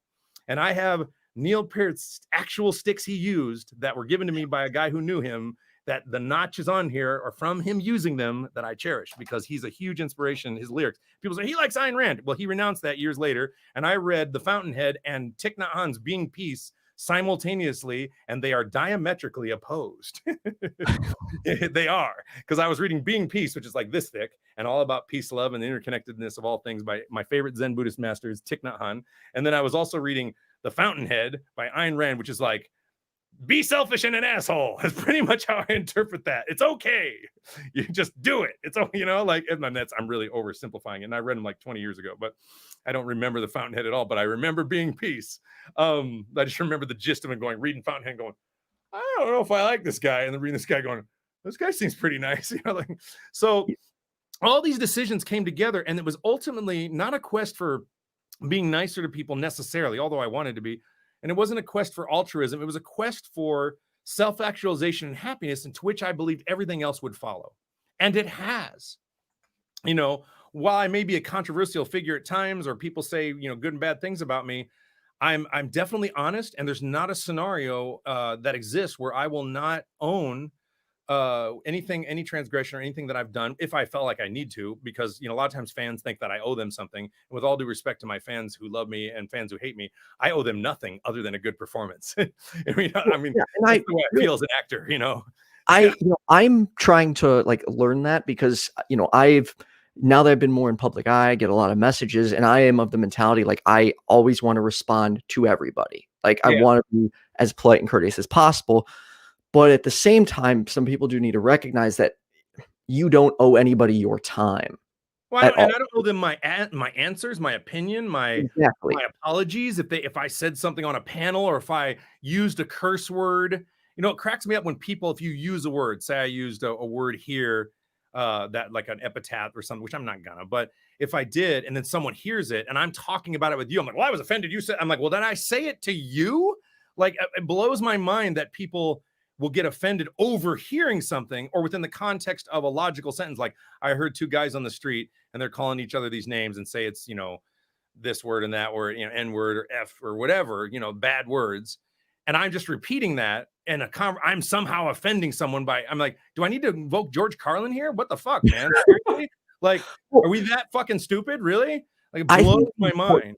The important thing people should take away is when somebody says something offensive, or that is potentially offensive, ask them how they meant it. They may have not meant it to be offensive or rude. They may not even know it was offensive. Well, that's very important, which is why absolutely, which is why I use the stark example of using it, talking about a conversation you overheard. Because if I tell you, hey, I saw these two guys in the subway today, and the first guy said, fuck you, you goddamn bad word. And the other guy said, fuck you, blah, blah, blah. And I repeat those words, now I'm in trouble. And I'm like, wait a second, I'm just listing data. I'm not, why does that have to be magic? And by the way, I don't agree with that, because when you do that with words, and there's a book called Cunt, by the way, which is about the history of that word, which is an interesting read, about how it used to be a really good word and now it's become a bad word, and it used to mean this. And that when we make words taboo, we give them more power. You have to diffuse them. You have to desensitize. That's why I curse a lot. It's not a big deal. Now, as I've gotten older, I've realized that when I was a young person, I was like, I curse whenever I want. I don't care, right? But now I'm like, okay, there is decorum. I'm not going to get on the stage at Madison Square Garden with Masako Nozawa and the cast of Dragon Ball, and like I did, and I didn't curse, by the way, but like I did a couple years ago, and I'm going to say, I fucking love being Goku. And I'm not going to do that. There's decorum. So I'm okay acquiescing to decorum now, whereas a young person, I wouldn't. I did not give a shit. And I love comedians that push this envelope. And I love Dave Chappelle and Bill Burr and Lisa Lampanelli and anybody who pushes that envelope, because I get that people are offended, but there's a better, when the world we won't need comedians like that once we all solve these problems, and they'll realize this too. But while people are still confused about words and language in a way that I think is pretty stupid and limits us and oppresses us, we're going to need comedians to poke the bear, and I love them for it. Yes, see, with me, I have this struggle because I'm more laid back, and I'll let, like, if someone's using foul language against me or saying something offensive, when it's at me, I'm like, I don't really care. Like, I'm not going to get upset, offended by names, but other people do. So I try and do my best to, respect other people's bubbles. Yeah, But, I mean, I try, I do, and I get that, but sometimes it's a bit ridiculous, and then I get the question like, well, why are you? And then I want to get deeper, and I want to, because I get all psychological. Like, if you have a fight with your girlfriend about, or your wife, or I don't know if you're married, girlfriend or whatever, but if you're gonna fight and it's about who left bread out every time, I guarantee, or who left the milk out, it ain't about the milk. It's about something deeper. And I'm telling you, every little stupid fight is about something deeper. And so when you're offended, there's shadow, there's psychology. Now, where I disagree with my left-leaning people, and my dad tends to do this, and other people tend to do this, is say you're dealing with someone who's, freaking out about ridiculous things because they can't handle, I don't know, women not wearing dresses. Let's go back to the 20s or some shit. People start wearing jeans or some weird shit like that, where that was normal now. But I mean, freaked people out. Oh my God. You can't also take, half the nation and go, well, you're ignorant and you don't know enlightenment, and we're just going to pummel you with this, whether you like it or not, no matter how offended you are. You can't just go fuck with someone's nervous system that way. You know what I mean? Like, I used to do that all the time, and I don't agree with it anymore, because while I may disagree with some people who, have a less enlightened view, which, makes it sound hierarchical, and so I'd have to define what enlightened means. But I used to want to be like, I'm going to be me. I do what I want. If you're offended, fuck you, right? And and I do that sometimes, but I really tried, depending on the forum, or if I'm at my table signing autographs, or I'm on a panel, I might curse occasionally, or I might do stuff, but I realize and I realized this through being think about Shakespearean times. They used to throw fruit at people, and I realized this being an audience member. So think about this. When you're watching a show and we get mad at a performance and we're so offended, and in Shakespeare's time, they throw fruit at you, and in soccer games, they'll just kill you, or whatever. People get so passionate. And I think with acting and with public speaking and stuff, I think people, you open yourself up in a very vulnerable way to watch a show. So like, I'm real excited about Men in Black 2, which really disappointed me, by the way, or something, or yeah, it was a good movie. Yeah, or Mission to Mars, which I refer to, Mission to Crap is what I call it. Just so, it's great cast, terribly written, right? So, and so I as a viewer, I realized when I'm watching a show and I get offended, I'm like, wait a second, had I been talking about this show, I wouldn't be offended. What was about my psychological state when I was watching the show that made me get offended? And I realized we get in kind of this, you're here to entertain me, childlike state of kind of vulnerability. And so when somebody hits a curveball of offense, we seem to be more outrageously offended than we would be otherwise in an intellectual discussion, because of the state of mind we were in then. That's my theory. I'm theorizing about that, actually, but that's my theory. And so I realized that if, with that in mind, if people come to see me, or I'm publicly speaking or whatever, I have to witness a little bit of, to a large degree of decorum. Like, I don't love the fact that when I go to panels, I'm trying to talk real, and then I see parents with like 5-year-olds, and I'm like, oh my God. And then some parents are like, I don't care, curse all you want. And other parents like, oh my God. I'm like, okay, is it really, did anybody blow up from cursing? Like, I said too many curse words. Like, it's just asinine. So it makes my head hurt so bad. So I guess what I'm getting to is, I try to, as I've gotten older, be more, you cannot take a whole group of people that you want to help out. It'd be like if we went down to a tribal nation that, in Africa or something, that's never been touched by modern society, and said, here's what you're going to do, and your shit's bullshit, which we did, humans have done historically forever. And Christians did this with pagans and druids and shit back in the day. They just superimposed their religion. If anybody's read Holy Blood, Holy Grail, I recommend it. And so we do this as humans, and all of it boils down to another picture within a picture, which I was telling you about the other day, that I view humans, as much as I believe in the things I'm saying, as we are all monkeys in really nice clothing. And what I mean is that we are animals and primates that are advanced with nice clothing is a metaphor for technology. The clothing is a metaphor for, all the things we create, right? And so when I look at all these people who get freaked out or want to, insert their need to a will to power, I just look at it as a metaphor for a human species or a biology where there's a dog that is feeding puppies, and each puppy represents a group of people or a person, and everybody's just trying to exert their will to power. And just like a petri dish with bacteria, once it grows, like the planet gets too full, it's going to start fucking eating itself, because and this is where ego comes in. Our ego tells us, oh no. And read this book called Ishmael by Daniel Quinn. Oh, I love that book. So, and it's written by a former Catholic priest who got kicked out, I think. I'm not sure, but I don't want to, correct me if I'm wrong on that. But so basically we think we're the end, and then evolution happened, and now man is here, and we are the bullshit. We are not the end all be all. I believe we're a proto species to a potential end all be all, where we don't have to work when we're fully realized and we don't have all this bullshit, maybe thousands, millions of years from now. But to think that we're done, we're here, we're humans, and everything's is a fucking lie. And so with that ego and that illusion tells us that somehow we're right in our thinking, or that we are, don't have this ego illusion of these puppies I'm telling you about, and this exertion of this will to power. And people are like, well, how do you keep this cognitive dissonance in your head? Well, when I hug my dog, I feel love. And I also say, oh, you're such an oxytocin machine. And I feel real love, but it's oxytocin.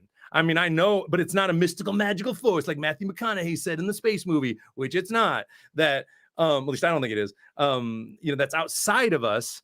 And so I live in both worlds easily, because I'll get focused on the present moment and go, I know what the science is here, but this is what I'm experiencing. The experience versus the intellectual science. So so if someone says, well, wait, if you have an experience of feeling the power of the Jesus Christ, then it's therefore real. I'm like, that's not what I'm saying. I'm not saying that the logic works in reverse for my brain. It doesn't. Although if I were to have some kind of moment of enlightenment where I decided to wake up like Cat Stevens did, and he prayed to God and became a Muslim overnight and threw his career away and did all kinds of good in the Middle East, and he does all kinds of cool shit now. That whole story is really interesting. He was sad and he was going to kill himself or something, and he swam out in the ocean and he prayed, and then he was saved and said, all right, I'm going to be a Muslim. That's the short version of the story. And I'm probably missing a lot of details. If I go through that, yeah, that'll be my real experience, but that has not yet happened. So but I know I totally went on a tear. Sorry. Yeah, no, I want to bring us back, but I do actually want to address Basil real quick. So don't let people who don't matter to you hurt you that way. Don't let them have that much control of you. So this is actually how I view when someone insults me. And I know everyone doesn't view it that way, but I don't want to give somebody power over me. And to me, if someone throws insults me or anything, if I react to them, I am allowing them to control my emotions, and I never want that to happen.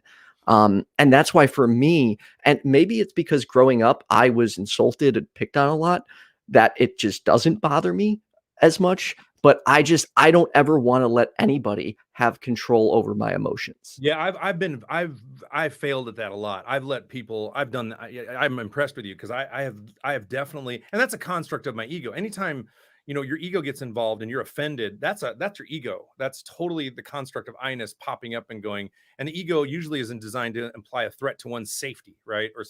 Or one's happiness or what's the word I'm looking for? Survivability or whatever. So yeah, I understand that. And I've let people at times, especially when I became more of a public figure, I became very sensitive. And it's largely because big companies are watching me a lot. I mean, I'll get random emails from a big company that I won't name us, but I work for a lot of big companies. Could be any of the number of ones I work for. It could be a video game developer, it could be Funimation, Sony, or could be anybody, or Toei, or anybody. I'll get an email. It's like, oh yeah, we noticed on your Twitter. And I'm like, oh really? You're gonna get into my business, really? If I could, though, so we're nervous though. Sorry. Oh, so one thing we should clear up is there are rumors on the internet that you have this, hatred or anger towards Christians. Can we talk about that for a second? Yeah, I don't think you do. I don't. I some of my closest friends are deep Christians and Muslims and Buddhists and atheists, and I love them all. I hate proselytizing, and I don't hate any one actor, any one person because they're a Christian, but I do take issue when someone uses their fame.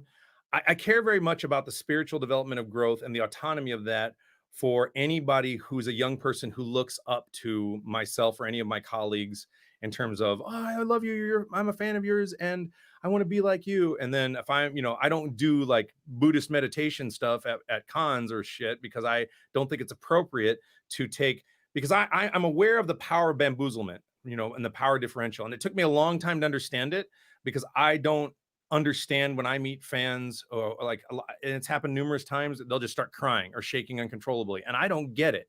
And I finally got it when I met Journey by accident in the airport, and then I caught myself fanboying for a second, even though I'd been a public figure for a minute at that point, and I was just like, holy crap, it just takes you over, right? And then all of a sudden you just want to worship and go nuts for this person. I met Neil. I was literally elbow to elbow with Neil Sean eating a sandwich. It was so exciting, because he's one of my favorite guitar players. So I love that man so much. So, but I caught myself and I pulled it back, and I was able to not fanboy out too hard. But I understand the power of that. And so I think it's hugely inappropriate when someone who is, it's very important. I understand Christianity and the Bible well enough, and understand the modality, and growing up in the church and growing up in and Lutherans are different than other and than other more evangelical or fundamentalist Christian groups, because they tend to be pretty intellectual. My dad reads Hebrew and Greek and can read all the old scriptures, accurately. I was at Wartburg Seminary with my dad as a kid, going to classes with him because we couldn't get a babysitter. So I was actually in a Lutheran seminary, hanging out as a 5-year-old, looking at classes, going, oh, what are they talking about today?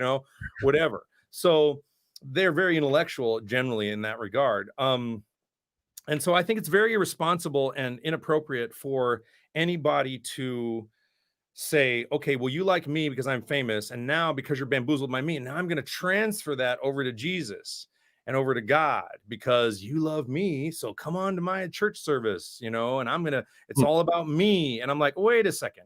There's one reason, and one reason only, why anybody should be switching over to Christianity or becoming a Christian at that young age when your brain's not done developing. And that would be because you read the Bible on your own and thought it was really fucking awesome, and on your own, without the influence of a famous person, came to deciding you want to commit your life to Christ, et cetera, et cetera. Say you do that on your own. That's fine. I can be okay with that. You might change your mind after your brain's done developing, but you might not. And two friends of mine who saved my life, or very serious Christians, saved my life on a very dark day for me. So I'm very grateful and loving of Christians who, if you want to spread the word, proselytize, in my opinion, and I'm not the grand keeper of it, but I have a strong opinion about it, appropriately. And my words to this person who said I hated them because of that was, I am concerned about how you use your power on young people. And I'm worried that they're going to get bamboozled, and I care about their spiritual growth. I did not say, I hate you because you're Christian. I've never said that to anybody in my life. I said, I hate proselytizing, and I definitely hate proselytizing. And they'll say, well, the argument is oftentimes, well, I'm charged by the Bible to do so. And I'm like, well, guess what? I'm real annoyed with that. Fucking stop it. Just because your Bible said you need to do so doesn't mean you need to open your mouth and knock on my door and tell me about the Shekinah glory of whatever thing you want to sell me, right? Like, it's happened to me twice since I moved into this house, right? And you should have seen my response. I was like, oh, you want to talk about some imaginary shit? Cool, come on inside. Like, I don't give a shit, because what I'm waiting for, and I'm antagonistic on purpose, because I've discovered that when I'm antagonistic and when I'm direct, one of two things happen with professionals and religious people. Truly esoteric Christians will meet me and we'll have a deep discussion, and the whether or not there's a God goes out the window, and it can be very bonding. And esoteric, deep thinking Christians can look past all the incongruence, and can look past all the bullshit in the scriptures and get to the truth of what my dad has kind of been saying, which, well, let's talk. And it usually ends up being something very congruous with what I believe, which I got from Buddhism, which is I support religious systems that help end suffering for yourself and others. Okay. So I support systems that do that. So systems that don't, I don't support. And if you're causing suffering by brainwashing or bamboozling someone, or using your power unconsciously because you may not realize you're bamboozling them because you're unaware of your own power, then you, my friend, are not cool. that is not okay with me. And now I also told this person, I'm not the keeper on that. I'm not the guy in charge of that. And so, to be very clear, I have a good many Christian friends. I love and support my dad's Christian work, and he does it probably better than any minister I've ever seen. And I've been in a lot of churches. He really does walk the walk of Jesus Christ. The problem is he expects his family members to do so also, and I'm not going to be that guy, which is why I was very uncomfortable. I'll tie this into Dragon Ball a little bit. I was very uncomfortable with the "I am the light of the universe, hope of the universe" speech, because to me it was translated poorly and it made Goku sound egoic and narcissistic.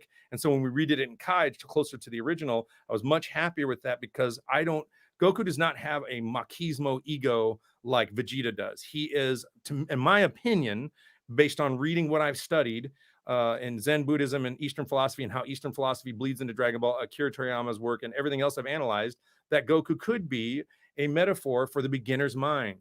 And so he's always a state of enlightenment, and he has an attachment around fighting the strongest no matter what. That is a flaw of his, in my opinion. But I don't ever want to use whatever fame or popularity I have to, if someone says, "I want to be a Buddhist like you," I'm like, "Do you?" Just because I did it doesn't mean. You need to really think about what you want. And here's what I did, by the way. I joined a Druidic society. I hung out with Wiccans. I hung out with Jews. I worked in a Muslim TV station, hung out with some Muslims. I asked them all about their stuff. I read a bunch of books on it. I analyzed, thought about it. I tried this, that, and the other, and I found out what works for me. And it took a long time. Starting at about age 28 was when I really first started doing this quest, is how long it took. And I'm still not done. Like, I want to try shrooms because the reason I want to is because I've read that I have my own existential angst and sadness and fear and my own emotional things I go through. And I've read many studies that say, well, you can meditate for 20 years, or you can just take the elevator to the top in one day by taking some shrooms, like, and good reputable thinkers who are meditators, who are shroom experts, who are like, not just stoner guys, but like, which stoner guys have their own place in the world, but, like experts who like, you're really, I think Alan Watts may have said that. I can't remember who said that, but there's a quote where, activating your pineal gland, it all comes back to shrooms. Well, and I think they're starting to do more studies to help people with mental issues by using microdosing shrooms and distilling what that is to help us, which is it's so funny because well, I won't say who, but I have met people who were anti-weed and then they get cancer and now it's God's sacred plant, and I'm like, oh, you're anti-weed until you get cancer. And now it's God's sacred plant. Oh yeah, it's been God's sacred plant since it came out. So Dude, I get so frustrated, Sean, when I meet people who are against marijuana. Like, it's like, because to me, it saved my fucking life, because I was on over 10 medications a day. I was having seizures. I was in and out of it. It was horrible. And I started CBD and medical marijuana. And within months, I stopped having seizures, and I started getting off all of my seizure medication. That's impressive.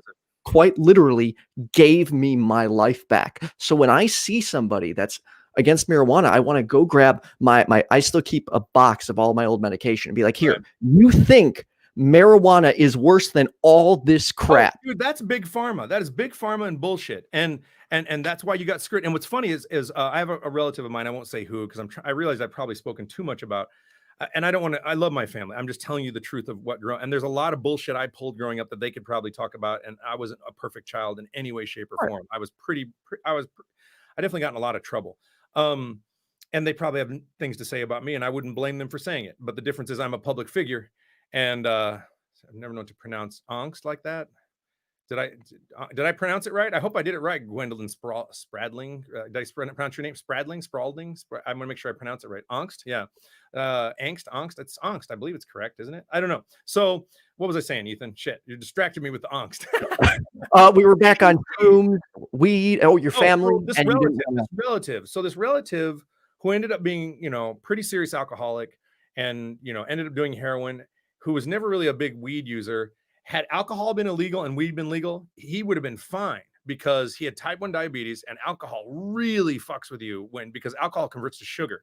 So if you're a diabetic alcoholic, that's a problem. That's a real problem. But if you're a diabetic stoner, that's not a problem unless you're not going to work, or whatever. Right. That's not a problem. And he was doing these things because he had his own stressors and his own problems that were causing him to reach for those things.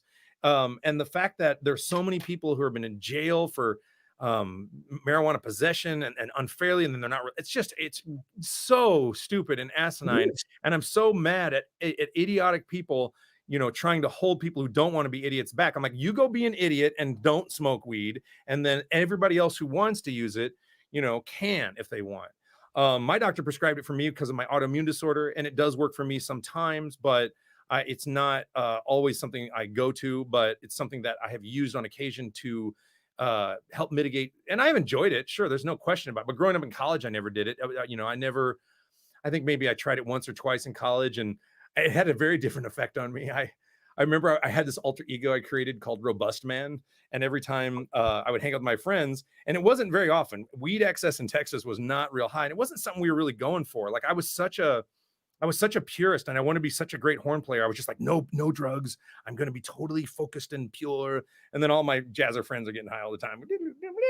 And I'm like, okay, I want to be cool like you. And like, yes, bro. And I'm like, and I was very anti-drug because of the propaganda, very much so. And I think we should do like Portugal, and all drugs should be free. I'm not free, legal, and free. All the drug users like, yeah, free. Millionaire. I think they should all be legal, and then we build in systems to help people get off the more addictive ones. So like in Portugal, they legalized everything, and their drug use went the same or went down. And I think they take a certain percentage of that money, and someone will correct me if I'm wrong on a lot of this shit, but I know somewhere on earth there was a system where they did this, and I think it's Portugal. And then they build systems to where, yeah, you can do heroin, and when you need to get off it, come here. We don't want you on heroin. We'll give you heroin in smaller doses and help you get, if that's how they do it, something like that.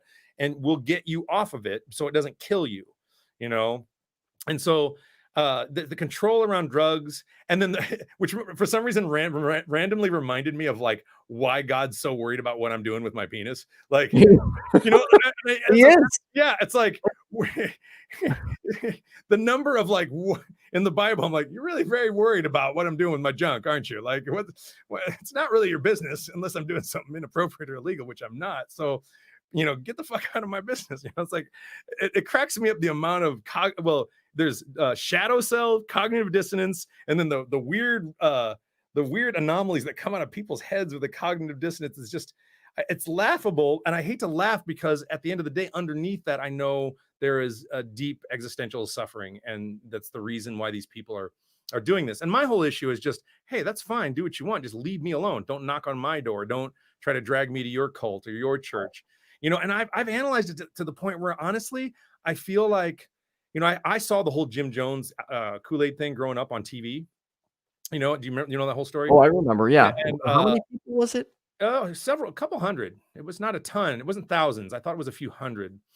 And I saw that, and I saw it as a child. It was very confusing to me because my dad was also a minister. And so I was like, how is that different? And reanalyzing it as an adult, I feel like there's a lot of tactics and a lot of psychology and a lot of systems that are built into religious institutions that are just 1 or 2 degrees separation from Jim Jones. It's everything's the same, except they don't ask you to drink actual poisonous Kool-Aid. They ask you to drink psychological Kool-Aid, which is where that phrase comes from, drinking the Kool-Aid. And some people do need that. There are Christians I know who are like, I just can't, and that's okay. I just, all the other stuff, using your Christian laws and to make policy changes for laws, like, people not being able to, 918 and 304 were kids. I have no idea what you're talking about, Phoenix. Oh, the number of deaths. Yes. Thank you. I really feel like it's that way. And so I'm not necessarily, by the way, just so we understand, we're not here. Neither of us are here to try to get people to not be Christian or whatever. I'm always here in exploration for truth, and just like aliens, when God shows up and like floats down, like, I'm here, everybody. I'm like, oh, okay, I guess you exist. Cool. As the Dalai Lama said, karma is cause and effect, nothing else. And once we start finding what caused God, we'll start believing in him, is what he said.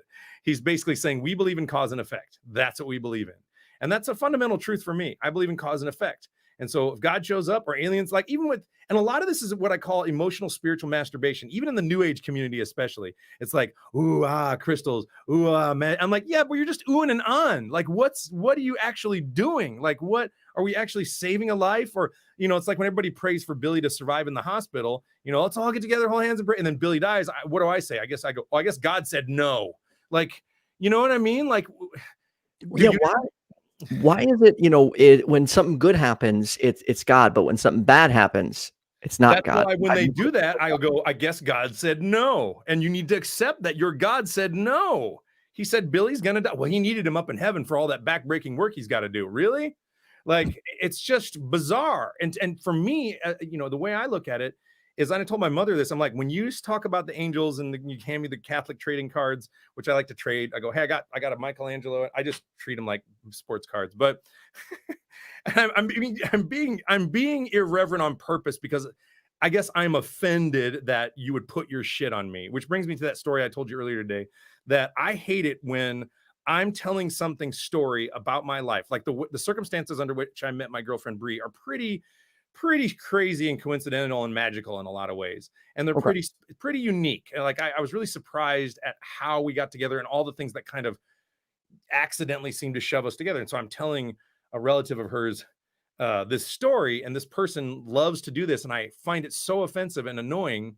And Christians do this a lot, not all of them, but they do this a lot. You'll be telling a story like this, and they go, oh yeah, the circumstance we met, and then it rained that day and we were together, and holy crap, we just were together more. And then they go, oh, that's God. That's God. I'm like, you don't fucking know that. Nope. Stop putting your religion on my experience. So now I've had an experience of a beautiful coincidental experience that I think is kind of cool and special, not necessarily deified or religious, about how I met my girlfriend. And now you got to ruin it by sticking your shit in where it doesn't belong. And people do this all the time, and it's so annoying. Like when I get forced to pray, it's so funny. I was in a knitting circle in New York, and the person who ran it's a voice actress friend of mine, and she's totally a Wiccan. And I don't think the guy who was also there realized she was a Wiccan. And one time we had a post knitting circle breakfast. I only went once because here's what happened. So there's an older guy there, and he's like, okay, we're gonna pray for wheat. I'm like, I don't pray. He's like, and she doesn't either. She's a Wiccan.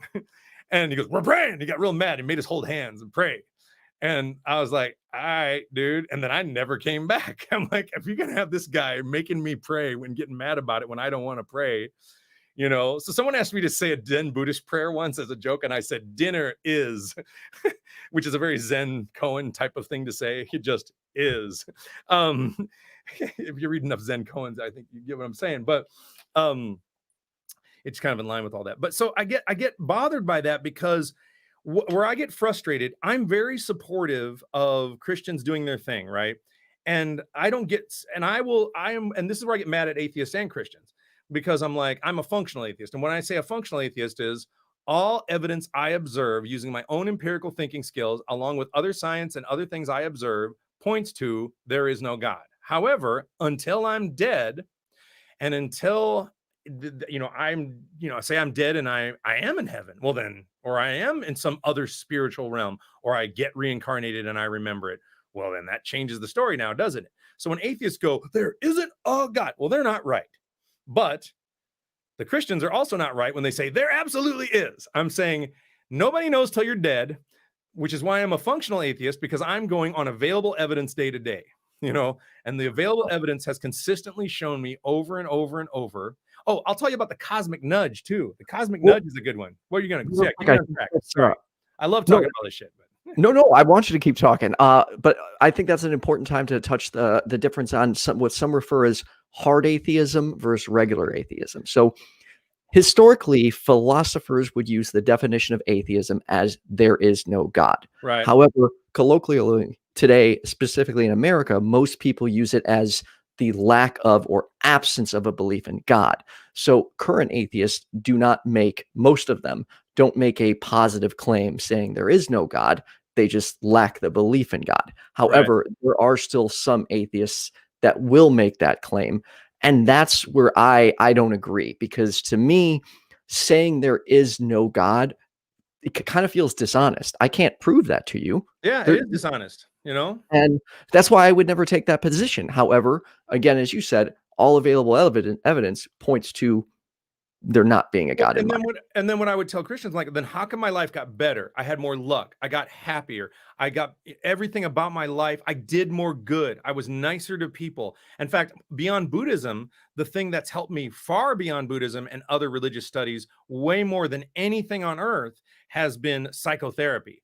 and being in therapy over 15 or 20 years with different therapists, and not off and on, consistently for years and years and years and years, and reading numerous self-help books that have steered me wrong a couple times, but generally better than the Bible, and a couple that are profoundly awesome that have changed my life. You're trying to tell me, hey, Sean, give all that up and come back to a system that made you fucking miserable because we're just objectively right, is asinine. And the issue I have with Christians is that they're so confused about, well, some of them are so confused about their faith. They can't go, well, I believe, and I think there's a God, but I can definitely see how you don't. And I support your right to not believe that. And I won't put my shit on you because we obviously don't agree, but I can definitely see how you'd see that, because when they do that, for some of them, they're now violating their own faith. Well, if I validate that it might not be for somebody else, well, then I no longer have faith, so I can't do that. And so that makes me disconnect with them, and then I don't want to talk to them anymore, because I'm like, right, well, wait a second, I will go out of my way, like Voltaire said, to defend to the death your right to disagree with me, or whatever he said. I'm trying to get my quotes right, but I believe, like, I hate the Westboro Baptist Church, but I will always defend their right to say the stupid shit they say out of freedom of expression, because it creates conversation, the eventual destruction of that shit, right? Because I don't personally like it, and I think it's disgusting, and it's the ugly side of freedom of expression. In fact, the last 4 years has been the ugly side of freedom of expression, but it is important that we have freedom of expression. I do think it should be culled to some degree, but that's another subject. So I get frustrated because I'm actually here to defend. I'm not here, but I would defend. In other words, if the government was like, we're gonna shut all, you can't have any Christians anymore, but I'd be like, no, that's not fair either. Like, I don't want that. But at the same time, if you're going to start putting a bunch of God stuff in the schools, well, then you need to put the Judaism in the schools, the Muslim in the schools. I need to see a Satan statue. I love it when the Satanists erect statues. I'm like, fuck yeah, do it. Why not? How mad some Christians get. It's like, it's the same thing. We either have all the religions or none of the religions. None of them. And if I was going to be religious again, man, I think I would go with the Greek gods of the Rome. I would go back and I'd do some really kick-ass gods if I was going to do it. I'm like, I'm going to start worshiping Thor. Like, or, I might pick some ancient Asian gods or something. I don't know if I was going to do it, and and that's the thing about gods and devils and heaven and angels and what's going to happen. It's all bullshit. And it doesn't matter. Because I realized that if someone's like, I go to church and I believe in this, that, or the other, and I think it's bullshit. Well, it doesn't matter if I think it's bullshit. My point is, if you go to church and you pray and you feel better, well, you're ending your suffering. I support that. If saying, well, every time I go to church and I just sit there and I meditate on the, Mary and Jesus and et cetera in scripture, and I just feel better and I'm a better person, well, then I support that. Like, fine. I don't care if I think it's totally illusory. I mean, I think at the time when Jesus existed, when you needed, if you read the history books, the actual history books, like that modality of what he was doing had been copied. They were copying what everyone else did to exert their will to power. You have people who are oppressed in the Middle East, and then they need a savior to free them from the guy who said he's connected directly to God. So they're like, oh yeah, we got 3 wise men. And there was a star also. You can check out 3 other kings before Jesus had that same shit happen. If you read Holy Blood, Holy Grail. So like, we got a guy too. And luckily he said a bunch of cool philosophical shit that everybody believed in. But I do not believe that Jesus is the genetic material of God and Mary at all. Not in the slightest. And that his descendants are the genetic material of that. I'm not, that to me reeks of when Zeus went down and I just watched the Wonder Woman movies, and like Zeus went down and, had sex with Hippolyta and made Wonder Woman. I mean, that's the same story as far as I'm concerned, Jesus is a demigod? Is that what? I loved the first Wonder Woman movie. I did not like the second one. I totally agree with you. And I was very disappointed that, Patty Jenkins, who I think is a fine director, and as I checked her age, because I'm like, if you're going to do about the 80s, you got to be my age or older, because I lived through the 80s, and she's slightly younger than me. So I'm like, all right, she's going to kill this 80s stuff. And I was like, it was hit and miss. I was like, oh man, there's so much more 80s nostalgia. Like the mall scene was good and all, but I don't want to do any spoilers, but I was disappointed with some of the contradictory. I'm trying to get on understand the feminist concepts, because I'm definitely supportive of that. And some of them seem confusing to me, but I probably have to talk to some women about that. Right. So I'm trying to understand that as well. But I did enjoy the first one. I thought the first one was a better story. I did. I did enjoy it. And, I actually made a post about Wonder Woman 2, and then I took it down. And here's why. Even though I think the movie sucks, I really don't want to disparage it publicly, because in my opinion, Hollywood for far too long didn't let women have lead roles. And the last thing I want to do is give them the idea that they should go back to not having women in lead roles. So to me, I would still encourage people to see this movie because we do need more women superheroes and I more agree. I roles. agree. And I think that I have some definitely criticisms about some of the acting, but I'm not in that movie, so I shouldn't say anything. And they could probably definitely criticize my acting, but because some moments are Robin Wright's great. I'll say that. But I was watching that movie and going, man, I could see this being for Gal Gadot, I believe is how you pronounce it, not Gadot. I believe it's Gal Gadot. I think is how you say it. I'm not sure. For her and for this franchise and for this character, I was very intrigued by it because I didn't know all the whole backstory. I watched the TV series in the 70s, which I actually very much liked. Although I thought it was funny, my mom would mock it because she'd go, "There's Wonder Boobs," and I'm like, "Mom, I wasn't even thinking about Linda Carter's boobs. I was thinking about the superpowers that she has and the crime fighting she's doing, Mom," which I was. I had no inkling of, I was trying to figure out why she was in that outfit. But as a kid, I was like, why is she not wearing something? That's pretty hard to hide. It's very definitely you're going to see her. And I feel like if you're fighting crime, anyway, so I was trying to analyze it, right? But I was excited because I was really hoping, I definitely want to see a woman have a role that's as iconic as, or more iconic than Batman or Superman in some way, that has a big billboarded franchise with a female lead role. And one of the things I did like about that movie, and I don't know if this is intentional, what I thought was great about the Amazons, because I've done martial arts with women, and women have some physiological advantages in terms of how they move and the hip joint and stuff that they took advantage of, and the sweeping and flexible movements. They weren't fighting like dudes, so to speak. The fight scene seemed very choreographed to take advantage of women learning how to fight, and I don't know, some fancy, movie buff is going to go, "No, they were copying this, which was developed by men. You're wrong." I'm like, well, my brain interpolated it as, this is a very cool way to say, we're not copying the dudes. We're doing something cool with the physiology that women possess. When I fight girls in martial arts, I tell you, I was getting kicked in the head if I didn't watch it, because the reach, man, I'm trying to stretch. I cannot, when I sparred women doing karate, I had to really be careful because they got leg flexibility and reach naturally that I had to stretch for years before I get close. Now, my instructor was definitely as flexible as the women, but I noticed that was a distinct advantage in terms of martial arts, particularly when you're doing leg work. And they're always just stretching like crazy. I'm like, God dang it, I can't do that. So it's pretty awesome. And I love I'm glad about that, though, ultimately. Long diatribe on Wonder Woman. This is kind of like the interview I've been trying to go for, where we're not just limited to religion. Sure. Early on in my YouTube career, I was informed that if it's an atheist channel, you can only talk about atheist related stuff. And I made the mistake of like not doing all the stuff I want to do. And now I'm like, screw it. It's an atheist channel. I'm trying to normalize atheism. I can put whatever the fuck I want on here. Yeah. And if you've got interesting tangents that bring you more viewers to spread your message more, that's always a plus as well. You can talk about multiple things, or you could talk about how different superhero movies are influenced by different gods, or what Judeo-Christian elements are in movies, or where they came from, or you know what I mean? Like, I worked on a show for India called Shaktiman, which is a Indian created Superman, and he uses the power, and you have a lot of Hindu influence in it. It was a really cool show. I didn't play Shaktiman. I almost got that part. I think I was the runner-up, but I played his goofy henchman, or I forgot what they did. I played his goofy henchman. I can't remember their names, but they show it in India, and I have some Indian fans that are like, "You've been in Shaktiman?" I'm like, "Yep, I was in Shaktiman." And even Goku is inspired by the Great Journey West and the Monkey King. And I now play the Monkey King in a new Lego show that I'm super proud of. So I'm really excited about that. Yeah, it's called The Monkey Kid. It's not out in America yet, but it's out in China and Malaysia, and I think it's on YouTube somewhere.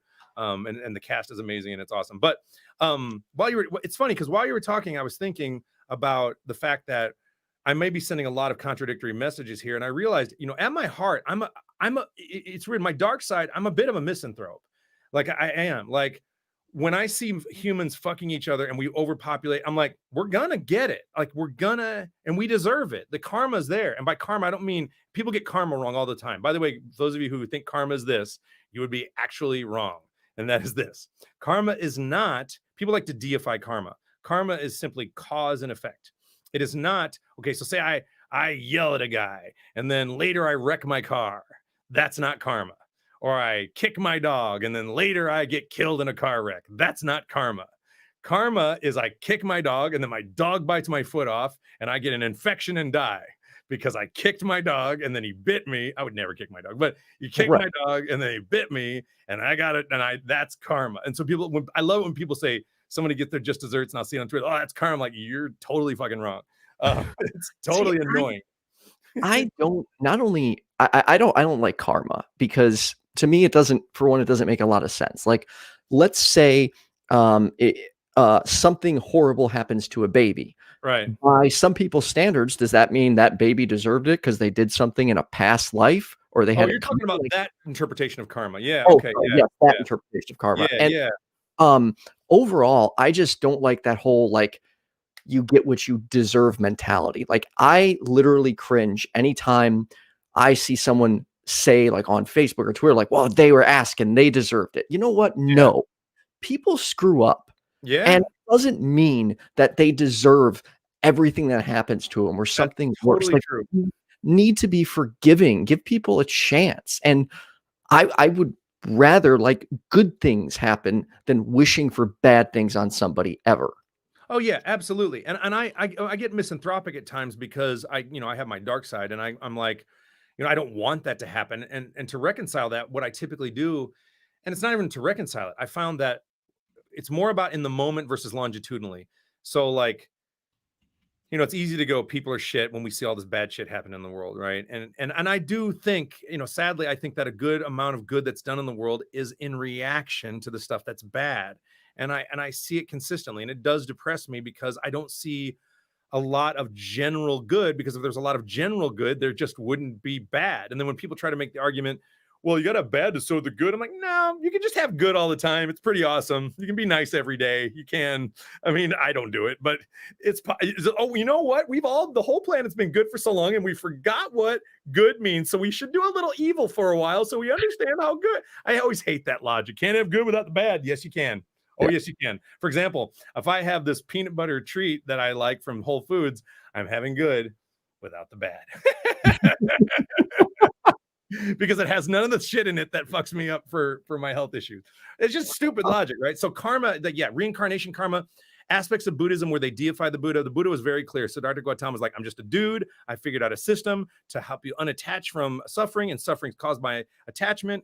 And so you just meditate and then you follow these principles and then you'll be unattached and therefore you'll have less suffering. And on his deathbed, he is rumored as saying, life is so sweet. And this is a guy who had learned to unattach from, and people don't understand unattachment. And so one of the Zen scriptures I read, as I like being attached, I love my watches, I love my car, but I'm not attached to them, because the best way attachment was described to me is I used to get attached to things like, oh, I'm going to lose my stuff, I'm going to lose my shit.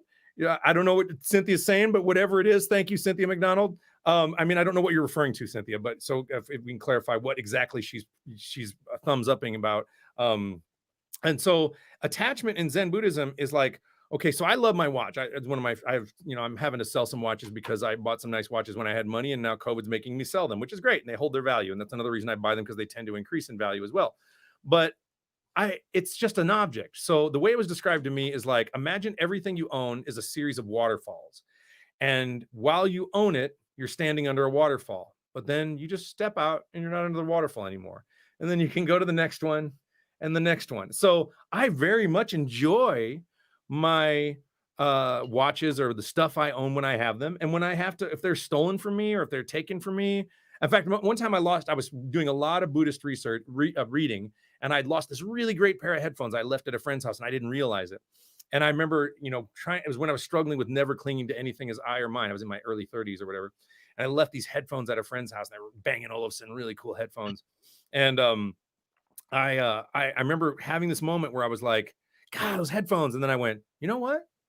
I'm attached to that. I hope someone finds them and they enjoy them, because they're really great headphones. And I really hope that, and I'll just get new headphones someday, right? Because I didn't have the money to get new ones at the time. So a couple months later, this person calls me and goes, hey, those you left them at my house. You want them? I'll mail them to you. And I was like, oh, I'm going to get them back. And they gave them back to me.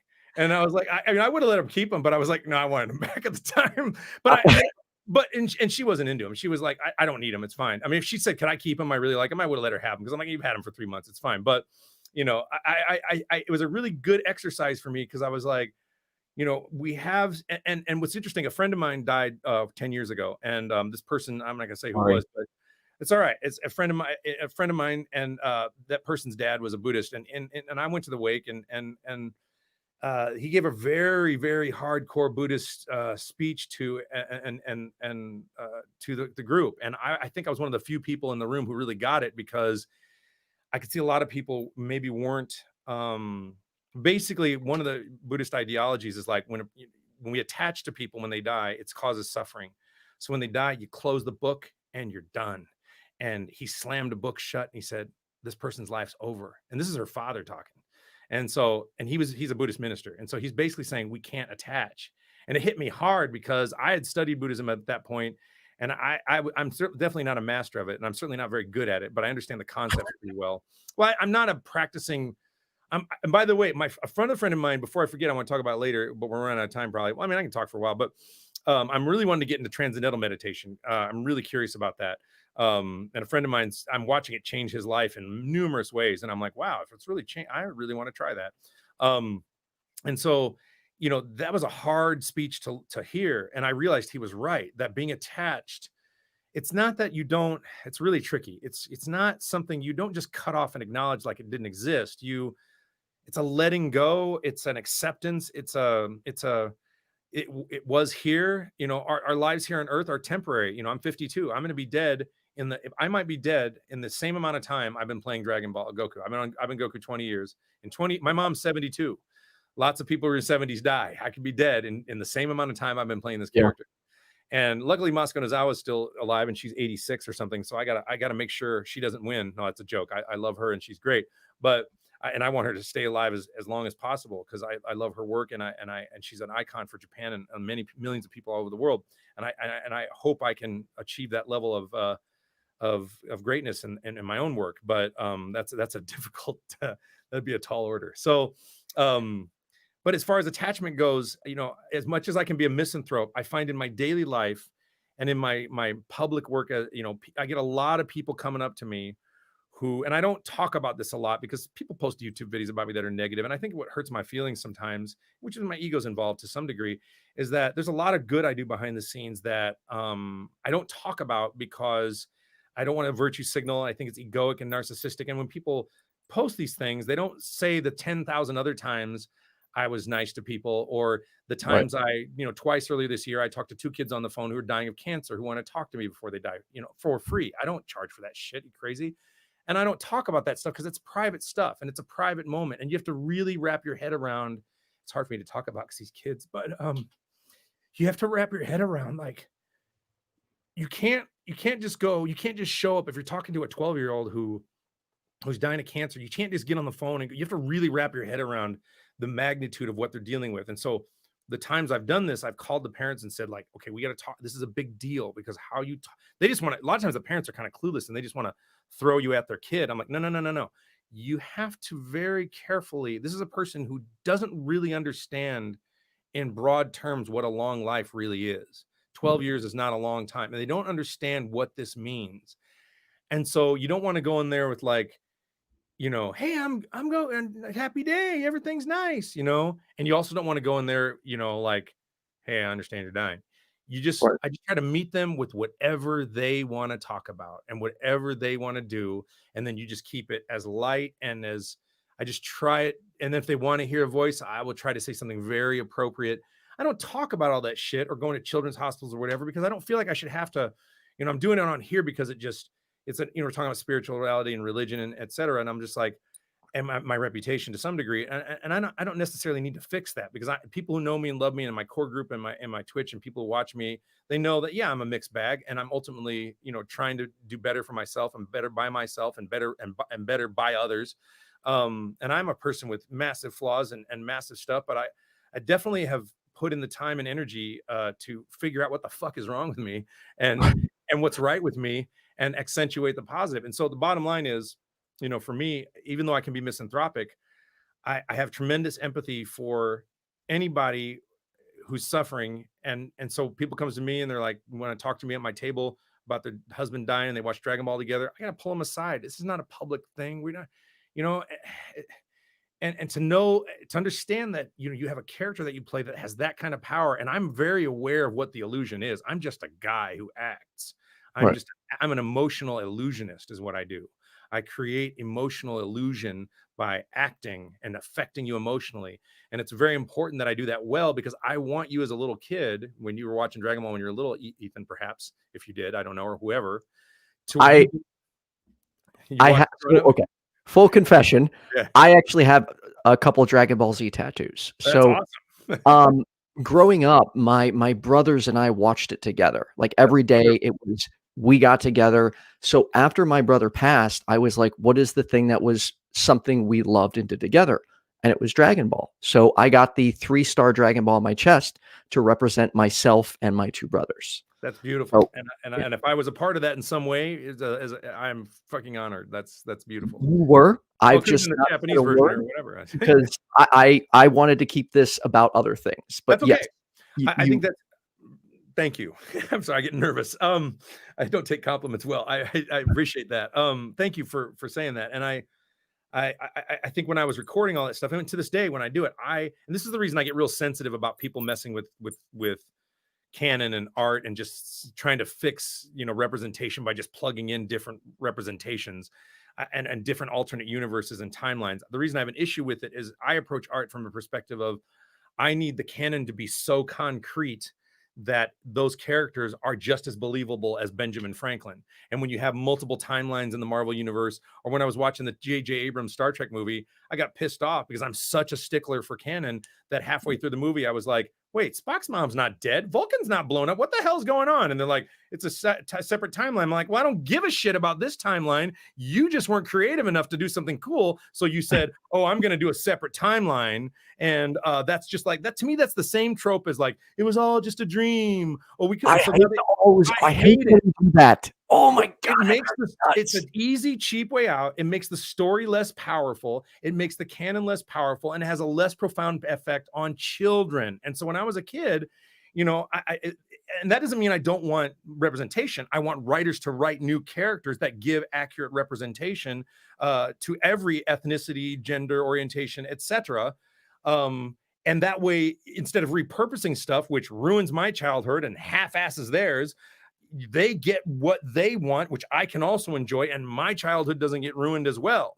And those are very powerful stories, because the stories need more power, because it has an emotional effect on us that speaks to our larger collective unconscious, which Joseph Campbell will talk about, and the hero and the power of the myth, which I know is a very feminists think is totally mad, and it is in a lot of ways, but there's also some still truth to it. And that's modality of teaching can be used with a female character, etc. You could do it that way, and there's lots of different ways to do it. And so I feel strongly about playing the character so credibly and so convincingly that guys like you, if I half-ass it, well, that's not fair to you. You know, it's got to be believable. You know, I don't know if I've saved lives with my voice. Someone says I don't believe that, but thank you for saying that. You know, I don't. I do. People will tell me that, but I'm like, well, if another guy had been playing Goku since 1999, and there are 2 guys who played it before, or 3, maybe 2 or 3, 2 before me and then 1 after me, and etc. But I think I'm the guy that's done the most, all the episodes. I'm not sure, but whatever. If another guy did it, they'd be saying the same thing about him, you know? So I'm like, thank you. And I'm the guy who did, but what do you want to say, Ethan? I'm sorry. I talk so much. I'm so sorry. I actually want to disagree with you that, because I first watched Dragon Ball when it was it Kirby, the man who recently passed? I know here's how it went down. Before me, it was Ian Corlett for 26 episodes, and Peter Kalamas, and then I took over in 99, and I recorded like 54 through the rest of it, and then I went back into the first ones, then I went back into the first 3 movies, and then I did, I think, everything else after that. And then after I started, Kirby started. Who I've only met Peter. I've not met Ian or Kirby. So I've had dinner with Peter, etc. But yeah, that actually made me very sad, that whole situation. I did not know his family, and I haven't commented on it public because I didn't know him. It's not appropriate for me to comment on it. And just say it made me sad. But anyway, you were saying Kirby or whoever you heard. Sorry. And when the voice switched to you, it was it opened up a new world for me, Why is particularly. that? Because I was having a hard time with it at first because I was trying to copy the original guy, and they would send me home with tapes, and sometimes it was Ian and sometimes it was Peter, and I was really trying to keep consistency because I wanted little kids to feel like there hadn't been a change. And I'm a natural baritone, and both those guys I think are tenors, and so there was definitely a difference that I finally settled into by the Super Saiyan series. Then I felt like I really settled into the voice proper for Kai, and that's where it's kind of stayed. And that happened on The Simpsons. It happens on a lot of shows where people just settle into the voice. Anyway, continue. I'm sorry, I'm tangentializing. Oh no, you're fine. Yeah. So to me, it was what someone just said. It was warmer and more caring and more relatable. I've never heard that compliment before. That's amazing. I've never heard that before. It's true, and there are certain things that I in my own life have adopted Goku's personality in many ways, and it has helped me through. I think your photo, your atheist photo, that's pretty Goku. Yeah.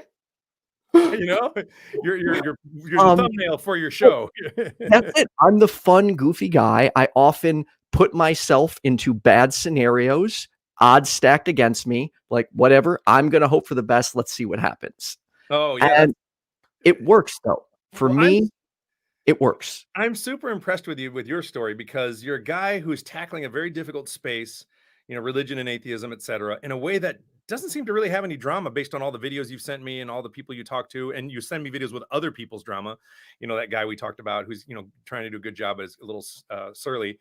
And then you dealt with, the saying fuck you to big pharma and trying to figure out your epilepsy and your issues on your own. Our stories are similar in that way because the number of times I've had to say fuck you to enormous societal pressure. And when people ask me for advice, I'm like, look, if you really want your dreams, there's a lot of big FUs you might have to say that are real hard for you. A friend of mine wanted to be a writer a long time ago. And he's like, well, how do you do that? I go, you got to tell your wife, we're moving into an apartment and I'm going to write full time for a year and it's going to suck, but I really want to be, and you're going to have to bite the bullet and play hardball. Couldn't do it. So he's not a writer.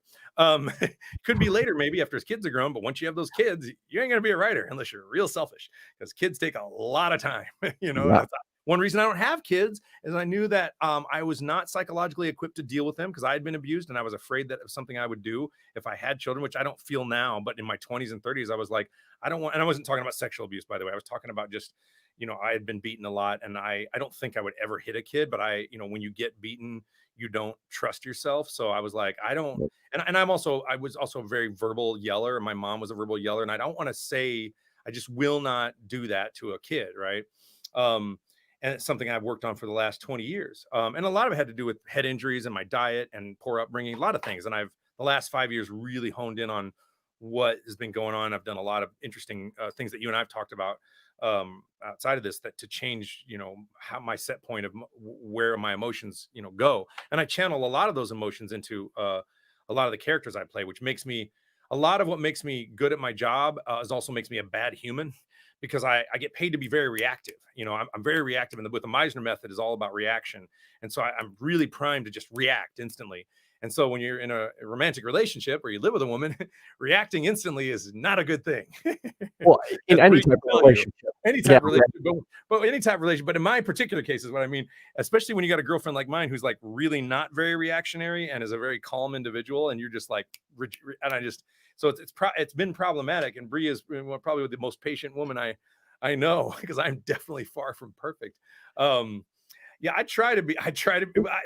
thank you, Cynthia. I try to be as transparent as possible. And the reason I try to be transparent is because I think I want truth because I don't like to call myself a celebrity. I am a public figure. I am not trying to talk to me. I step back as a person and a parent. I want to see how I can treat myself, others. Oh, good, Phoenix. Just, think about cause and effect because I don't have kids. I shouldn't comment, but as I stepped into the Hollywood sphere and got a lot of pressure to play the Hollywood games, I realized that even big celebrities were making my job difficult. In other words, a lot of times big celebrities, and I like a lot of them. Like I love how Taylor Swift handles her fan base, but at the same time, Taylor Swift can afford to do all the crazy, cool, awesome shit she does and be nice to every single person, which I think is cool, but also disingenuous. In other words, when someone goes, hey, will you do me a favor? I go, it depends on the favor. And I go, anything for you, fan. Like, I don't, I don't do that shit. And when other fans do it, I mean, other celebrities do it, and then I don't, I look like a dick. And I'm like, wait a second. If you come at me like a dick, and then I don't, and I'm like patient, or not patient, because I should be patient, but I'm like, I don't react like a human. I just take it, and I'm like, let you abuse me, and I'm not go, wait, I don't react like a human. Well, now I'm feeding into a system that other big celebrities feed into to create an illusion around you liking them more so that you'll throw more money at them. Right. And so I'm like, and that makes my job difficult. The number of times, and I don't think, and Chris is not like this, but he is a very nice person. And people will say, hey, Sean, I saw Chris at the airport. He signed my stuff. You signed my stuff. And I go, no. And they go, why not? He goes, I'm not as nice as Chris. So I go, I'm not as nice as Chris, because he set me up. I'm like, okay, first of all, you're invading my space. You're coming to the airport. It's my private time. You think because you like me, I owe you this. And you're subverting all the people who paid to go to the convention so you can come to the airport and then rip my signature off and sell it elsewhere. And so I'm like, are you kidding me? And then they say, that's part of being famous. I'm like, fuck, no, it's not. No. And so then other celebrities, and I'm not a big deal. Like, I know I've met celebrities that are bajillion times more famous than me. And I get how they want to do that. But I felt like if I was going to do my public life right, I'm not 100% honest. I don't tell everybody everything. Oh, of course. But I tell you what, I'm telling you my honest opinions about my childhood, my life, drugs, religion, what I've been through. I'm not making any of that shit up, right? And I haven't said anything too different than what I say in our private conversations, other than maybe mitigating some of my cursing hyperbole, but probably not very much. And I believe that if I'm going to be, part of it's because I don't trust myself, I don't trust others, and I don't trust an illusion. And I think because I was bamboozled by liars growing up, particularly religion, that I did not want to create a cult of personality around me. And when I first started playing Goku, I felt I was doing that and trying to be Goku for people for about the first 2 years. And I realized A, it was exhausting, B, it was a lie, although there are many elements of Goku's personality inside me. And that I wanted to choose to be gracious with whatever gifts I had, whether it's money, talent, time, my voice, or whatever, on my own terms. And I wanted to, and the amount of pressure I've gotten the last 20 years to say, hey, support my this group, whether it's the Autistic Society or Black Lives Matter or feminist rights or whatever. I feel so much pressure to support to all of them. I spent a lot of time not doing any of it. And matter of fact, when I was in New York, I didn't give money to the homeless in New York because there's so many scams, but I gave money to 2 people on the streets, Planned Parenthood and gay rights. Those are the 2 people I gave to when I didn't have any money, because I believe I support those organizations because of who they support.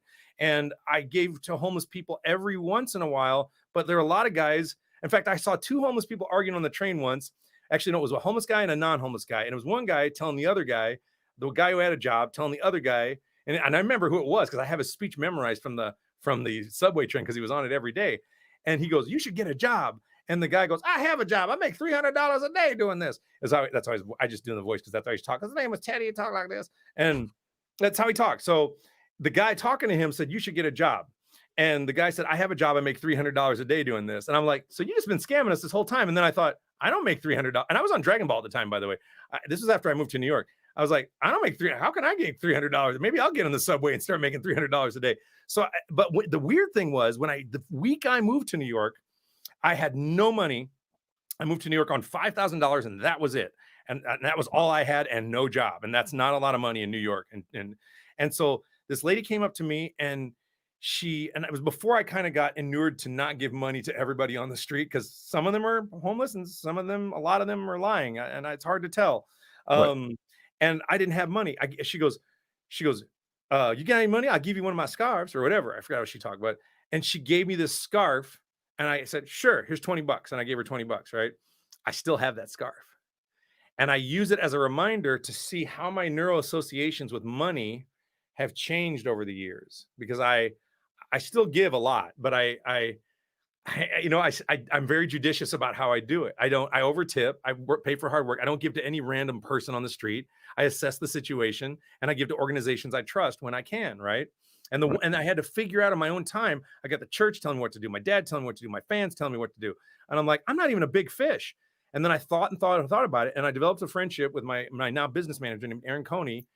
And through a lot of talks with him, and I realized that one of the things I really care about is destroying, well, this is one of them, but the main thing I was really focused on was ending racism and Black Lives Matter, and not necessarily supporting that organization as a whole, because I do, but just the concept of Black Lives Matter, racial equality, particularly for non-white marginalized people, particularly Black people, because they were enslaved, versus other non-whites who don't necessarily identify with Blacks and get bothered when we do that. So I'm trying not to do that. But I decided on my own volition what I cared about, because to me, one of the greatest atrocities of the world beyond, the made up religions is telling someone they're less than simply because they have a different genetic set that makes them look different than you, which is just the most horrible thing that I can think of. And I decided that I cared about that. And that's what I want to focus on. And it took me, dude, the amount of willpower I had to have. And this is why I laud you so much, Ethan, is it's a hard thing. Cause I don't know your mom and dad. I don't know your situation. You had to say, I got epilepsy. I got all these doctors telling me this shit. I got a room full of drugs. I'm going to try weed. Unproven, untested. Fuck it. Right. Then it works. Then you told me before, your story was really interesting, that you used to be like a Rush Limbaugh supporting right-wing guy. I was Christian and very Republican. I was one of those people that was like, Obama wasn't born in America. I need to see first. Like, I was gone. And which should bring us into like critical thinking and the importance of evaluating and challenging your own beliefs. Like, I may be an atheist, but that doesn't mean I believe I know I'm right. I could be wrong. And it's important to continually poke and prod your own belief system as much as possible. And one of the triggers I have is when someone tries to write off the progress I've made and says something like I had someone say to me, oh, you don't believe in God, or you're like this because of the seizures, the epilepsy messed up your brain. And I want to be like, F you. I worked so hard to get to where I'm at. I fought like through so much cognitive dissonance and just destroying every belief I held dear and starting from scratch and building myself back up. Like, and here's the $1 million question, Ethan. Are you happier? Is the suffering less? Dude. Oh, what? My life is like way better. I am way happier. I mean, one thing I wanted to touch base on, like what you said earlier about giving things away. Like when I recovered from all this, I found I had attachments to technology. I have over 10 laptops, and I'm like sitting here, I'm like, screw this. I went on my Facebook and I said, first 10 people or a few people that need a laptop, let me know. I'll send it to you. It's yours. I just started giving away my laptops, my phones, everything I could, because I'm like, I don't need this shit. It's sitting here not doing anything. And there are people who actually need it. So to me, I became more concerned with helping other people, being more compassionate, not being so judgmental. So and do you, now here's the other thing, there's a caveat there that I think is really tricky. And because people who want to get on a spiritual bandwagon oftentimes jump into it with a psychology that ultimately hurts them. And that I'm a big believer in the airplane metaphor of putting your mask on financially, emotionally, and otherwise. Put your mask on first for when the plane's going down, and then put the mask on the child. In other words, fill up your emotional bank account, your financial bank account, take care of you, and then take care of others. Now, there's some exception to that. And so some people are like, I want to be spiritual. I gave all my shit away, but they weren't ready to give all their shit away. And so like, oh shit, I'm still, oh my God, I'm suffering now. You got to make sure you judiciously make sure that you don't be. I'm a big believer in not becoming, I don't agree with, there was this very strong message I got that I needed to hang on the cross. And I'm like, I don't want to be Jesus. I really, really don't want to be Jesus. And that's a message I get a lot in Christian circles, and that's some high standard to hold for. And I'm like, no, I'm less effective that way. I'm more effective if I take care of Sean. And then when Sean's happy, I take care of others. And it's been proven to be true. When I'm financially successful, I give more money. When I'm emotionally happy, I spread more joy. When I, have more video games, I buy video games for others, and there's times I sacrifice for sure. And I'm not saying be selfish and then be selfless. I'm saying there's definitely times when you can, I'm just saying, don't throw yourself under the bus for any God, any country, anything. Take care of yourself. That's the number one tenet, because you're not capable really of taking care of others until you learn how to take care of it, which is another reason I didn't have children. I didn't really start taking care of myself really until like a couple of years ago because of Brie. I ate junk food. I screwed up my guts. I screwed up my health because I didn't give a shit. I was also very depressed, and I you know, a lot of my existential angst around my life and my childhood and my destroyed all this shit was just messing with me all the time, and it still haunts me to this day. But I have come to, for example, I can be honest with you, I did not experience feeling hugs until last year, and I'm 52. You know, Really? I'd have real intimacy issues around people hugging, and I'm like, fake, fake. I never feel like, you know, even from my own girlfriend, right? You know, and kisses I could feel, and you know, love making, etc. But that was all charged with the sexuality of that. So you feel love because endorphins are going and oxytocin, etc. And so I could feel that. I was very, very confused about that because I got some very confusing messages about love growing up and what love is. And the way I love the way Thich Nhat Hanh talks about love, and to love, and people don't understand love, and I finally think I really get it, and I really think I do. And Thich Nhat Hanh describes it as two plants watering each other correctly. And Okay. so if you know, you love your girlfriend and or whatever, and you buy her roses and she hates the roses, and or you buy her a car and she hates car, well, you're not giving her, you're not watering her correctly. What if she wants to be left alone 3 nights a week? Watering her correctly is is saying, okay, she needs Wednesday night off with her girlfriends, then she's doing that, or whatever she wants to do, she can fucking do, right? Right. And you don't control another person, right? So people think, well, if you love me, you'll do this. I'm like, well, no, you got to water. You got to. And what is watering someone correctly? Well, when we water a plant, we find out what species it is, when it needs to be watered, how it needs to be watered. So what is to that end?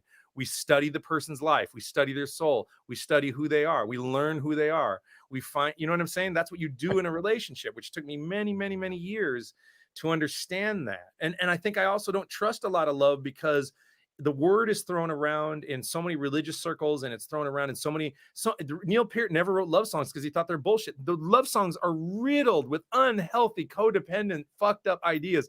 Every single love song is just, I like to replace it with different love with different other words like nub or drugs or anything, because all these love songs that I die without, no, you won't die without them. You won't. That's your brain telling you you're not going to get to reproduce. And it's your brain telling you you're going to die, which is about survival. You're going to bone somebody else. So Yeah, that's a metaphor for sleep with and reproduce with, is what I'm saying. So I'm lucky. I did get to experience love. So my ex-wife and I, we split. We got divorced, but she's still my best friend. Like, yeah, we still laugh, we have fun. I would die for that woman, and not because I am in love with her or I want to be with her, but because she was my best friend. When I was at my worst, there was only 2 people that stuck by my side, and it was her and my other best friend. So it's like that. I would do anything for those 2 people because that's they were really always interesting. there for me when other people had given up on me, and some of them had reason to give up on me. But these 2 people always stuck in my corner, and for me, I will do anything for either of them. And I love my ex to death. She's my best friend, and That's beautiful. yeah, and that's like, to me, where the peaceful approach comes in. Like, Well, you just know what's interesting about your story is, and I've had this realization with my own partner, and I've seen it, and I can tell you a story about a friend of mine who has a very similar story. You know, when I say die without you, I'm saying like, if I'll die without you, die for someone is different, and I can understand why you would be willing to die for somebody like that, and I feel the same way about my partner. And I didn't come to that realization until, in recent years. You know what I'm saying? Like, it's a realization of love. And what's interesting about your story, it's very consistent with another friend of mine who almost died on the operating table, and he was about to get married. Well, not about to get married, he was about to get engaged, and he had a girlfriend, and he had ulcerative colitis, and he tells his serious girlfriend, hey, I might be problematic my whole life. If you want out of this situation, now's the time. And she stayed, and he's alive, and they have a beautiful daughter, and they're still in love and happy. And that, to him, that was the defining moment. She didn't leave when my guts were literally on the operating table, and she could see it. Like, he was a potentially hopeless future for her. And granted, it didn't end up that way, but with ulcerative colitis, where they remove your colon, he almost died several times, and he has like a fake colon pouch now, and he's one of my closest friends. And he told me that story. Your story's similar to that. Something similar happened with Brie and I. There's this moment where you realize that somebody else means more to you than you, in a way. and that can be a group of people, that can be a cause, it can be a lot of things. Everything I'm saying here is not the gospel truth. It's just, my opinions. But we got definitely off on a tangent here, and I just want to make sure we cover all your questions and bases and comments, because we've been on for 2 hours and 22 minutes. I don't know. I know. I was actually just going to say we got to wrap this up. Can I talk? Well, do you have to wrap it up? Because I'd love to. I have time, but I don't want to be rude and take all of your time. No, I told Bree it might go on for a little bit. I got to eat dinner here pretty soon, but I want to get through your questions, maybe take a couple of comments, just go for a few minutes more, and then wrap it up, because I want to make sure we don't miss anything. I have not looked at the comment chat, so I don't know. K Rhymes is here. It's my crew's here. Everybody showed up. My crew, Australian Petrol Heat is here. Yes, Phoenix Fox is here. If anyone has some questions for Sean, go ahead and tag me, and we'll be happy to address them. The real quick questions. Yeah, I just real quick. I just wanted to. We talked about how transparent you are. Yeah. Could you summarize how, like, being open politically and religiously, and always offering your opinion, has it impacted your personal or professional life? Well, I get scared about it, and it is tricky, and I get mad at companies that do they worry about that sort of thing instead of defending, protecting, discussing, or doing something about taking care of their talent. I try to be as transparent as possible, and, like, for example, I just invested in 2 companies that I'm part owner of, and I have some issues with some of the way actors get treated, and I realize that if I go in with, say, for example, a Netflix deal, and I don't love, for example, because I don't know, I worked with on Netflix shows before, but if I had an issue with, say, the contractor, or them trying to screw actors out of residuals, which happens a lot, and then I'm publicly bitching about Netflix as an example. I'm not bitching about Netflix, because I definitely want to work with those guys, but as an example, and then I'm bitching about it. Then I have to worry about when I go into a board meeting that, oh, well, Sean, we saw on your Twitter that, and I'm like, or maybe you could maybe talk to me about why that's a fucking problem, and we can talk like adults, and maybe say, well, I'm offended that you embarrassed Netflix, instead of,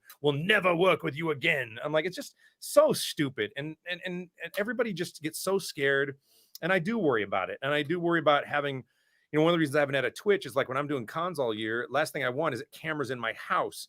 But I'm doing it now because I can't do cons, and then I realize I like it, and so when I do cons again, I'll probably just pepper it in between the cons, for extra content, because it'll be fun and I enjoy it. But I get worried about Funimation or Sony or any of the big companies I work for being up my ass about my opinions, or whether or not I curse publicly, and my general attitude is like, okay, well, you don't pay me enough to own my fucking soul, so Right. and that price is extraordinarily high.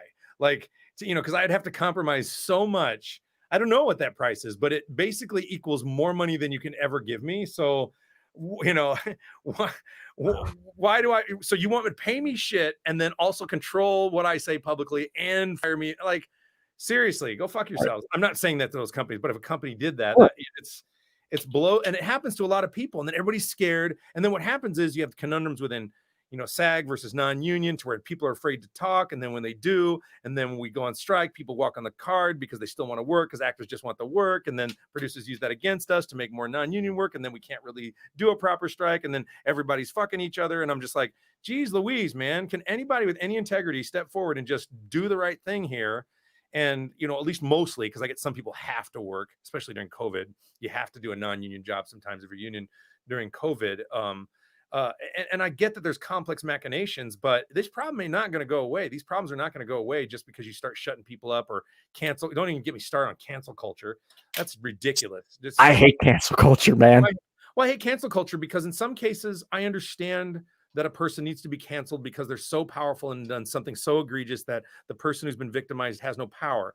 But to basically say, well, if we're going to do cancel culture, well, then let's just line them up and shoot them like Nazis. Then that's the same thing. Almost, you're ending their whole life's work, and now to that end, here's the caveat.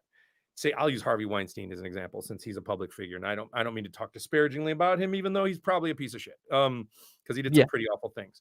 But using him as an example, the way in a perfect world, the way that would go down for me would be, he admits that stuff, he calls all his victims, he admits to all of it in detail. He talks about being a sick person. And then our society goes, well, now that you've done that, you're going to have to prove that we can trust you. You need to go to therapy and work on yourselves and make amends in a real way over time that we believe for a long period of time. And then maybe we'll let you back in after you've paid restitution and done the psychospiritual work for years. I mean, it's a tall order to accept someone back, but that's like already off the table with cancel culture.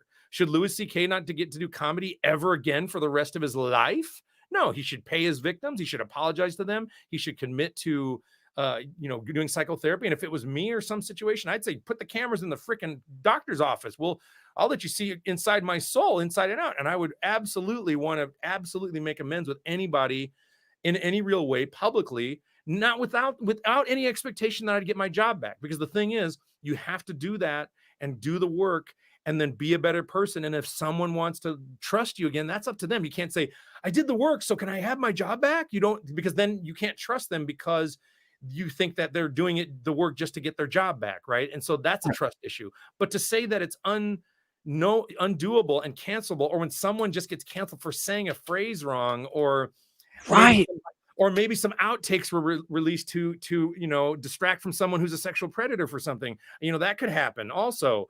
And that person might be a perfectly good person. So, that kind of thing can happen. So the person who, the outtakes are about, so not the person. And we all I'll actually take my old posts from my Republican days and I'll post them on Facebook, hey, just so you know, this is who I used to be. So I just put my shit front and center because I know I used to believe some hateful, bigoted bullshit.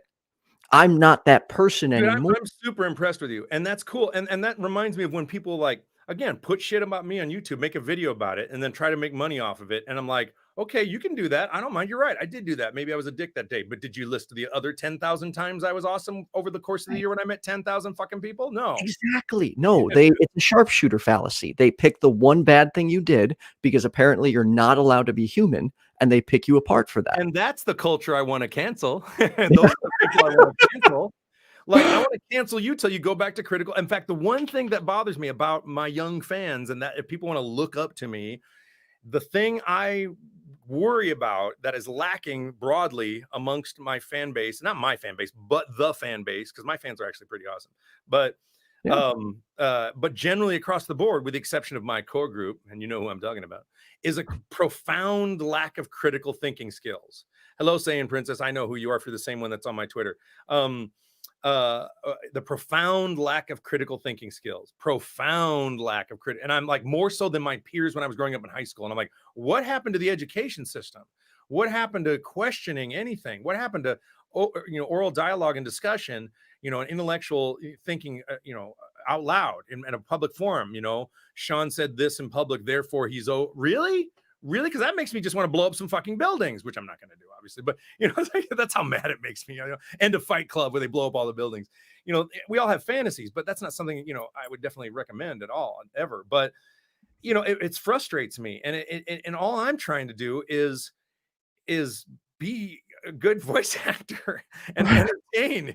Again, fans, I love you. All I owe you, the only thing I owe any Dragon Ball fan, I don't need explanation of why I did Goku Black's accent. I don't know any explanation about any thing you heard. I owe you a good performance, period. That's all I owe you. I don't owe you a Twitter, I don't owe you Instagram, I don't owe you anything. I owe you a good performance. That's it. So, but I give a lot more than that, I think. From the perspective of hopefully entertaining and honesty and hopefully insight and hopefully interesting discussion. Let's get to more of your questions. I'm going to digress. In a minute or less, could you just what are, so the audience knows, what is critical thinking to you and why is it important? Well, here's the thing. Critical thinking fundamentally comes from scientific method. And I'll try to do it in the middle of a minute or less. Hang on. Let me see. I got a minute. Okay. So what cracks me up about people who are flat earthers or anti-vaxxers or anybody who's just completely idiotic about science is that they use the same products that are created by they don't understand what scientific method is. And scientific method is a particular process of modality that is applied to a vast and sundry amount of things. To make a fine drumstick, there was a certain amount of scientific method. To make this little hammer, properly, there was a certain amount of math and scientific method in the design. To test the metals, this is scientific method. So then you say, okay, we got all the scientific, this computer I'm using, lots of scientific method in that, but I'm going to use all this shit in this computer, and I'm going to get on my phone, which is loaded with science, and then I'm going to say everything else that's been empirically proven by scientific method is not true, but I'm holding a piece of technology that has been made with scientific method.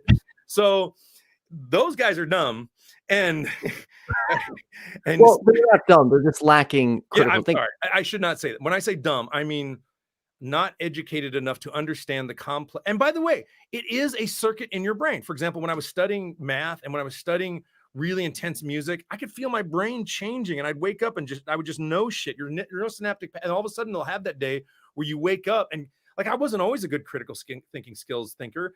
And I don't know I'm great at it now, but I try. Right. And so I slowly found that path, and I found that through that path, I could always rely on it. I could always count on it. I could always trust it. I could always find truth in it. And I could always, and I had a useful tool that I could and I learned it partly through French horn playing and French horn manufacture and design through Lawson Horns, was where I kind of got into it. And then I just kind of went nuts. I just started applying it to everything and started thinking about it all the time. So critical thinking skills is the ability to suspend your ego and your cognitive bias and look at objective facts and then cross-reference and then have enough education and understanding.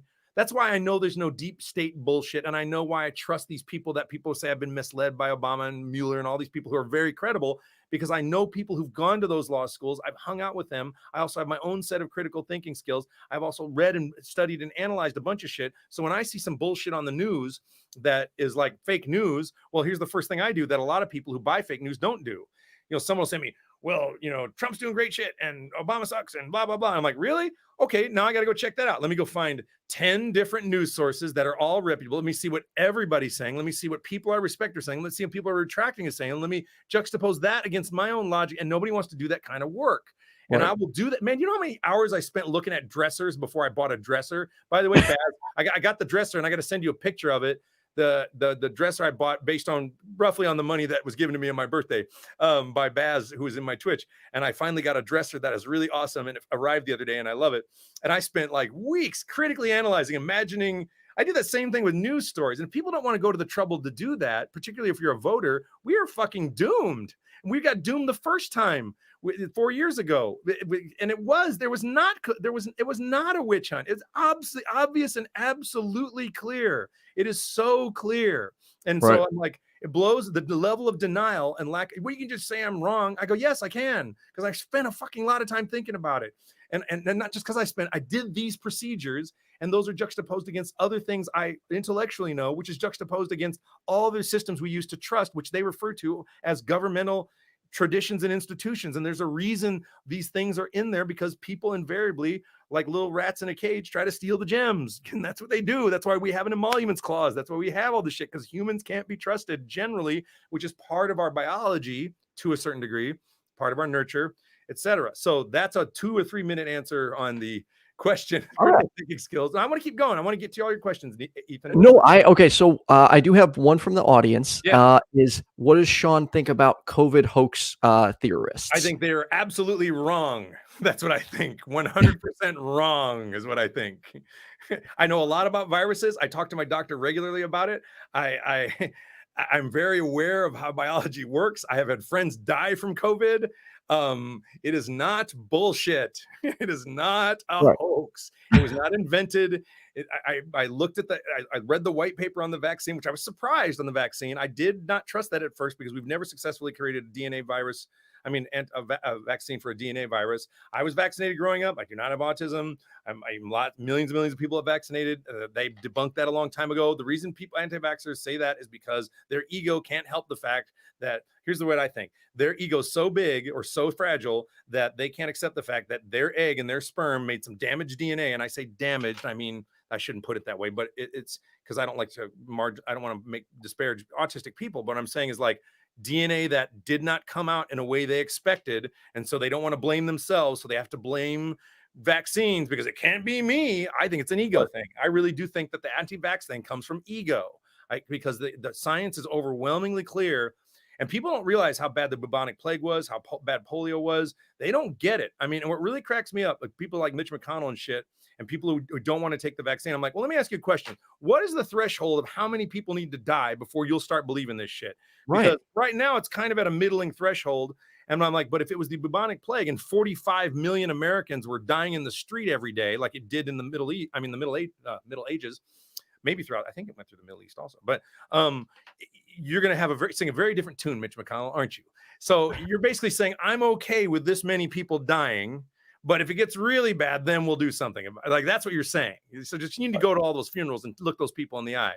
You know, if my brother dies from this shit, I attribute it directly relatable to our government, particularly the individual number one.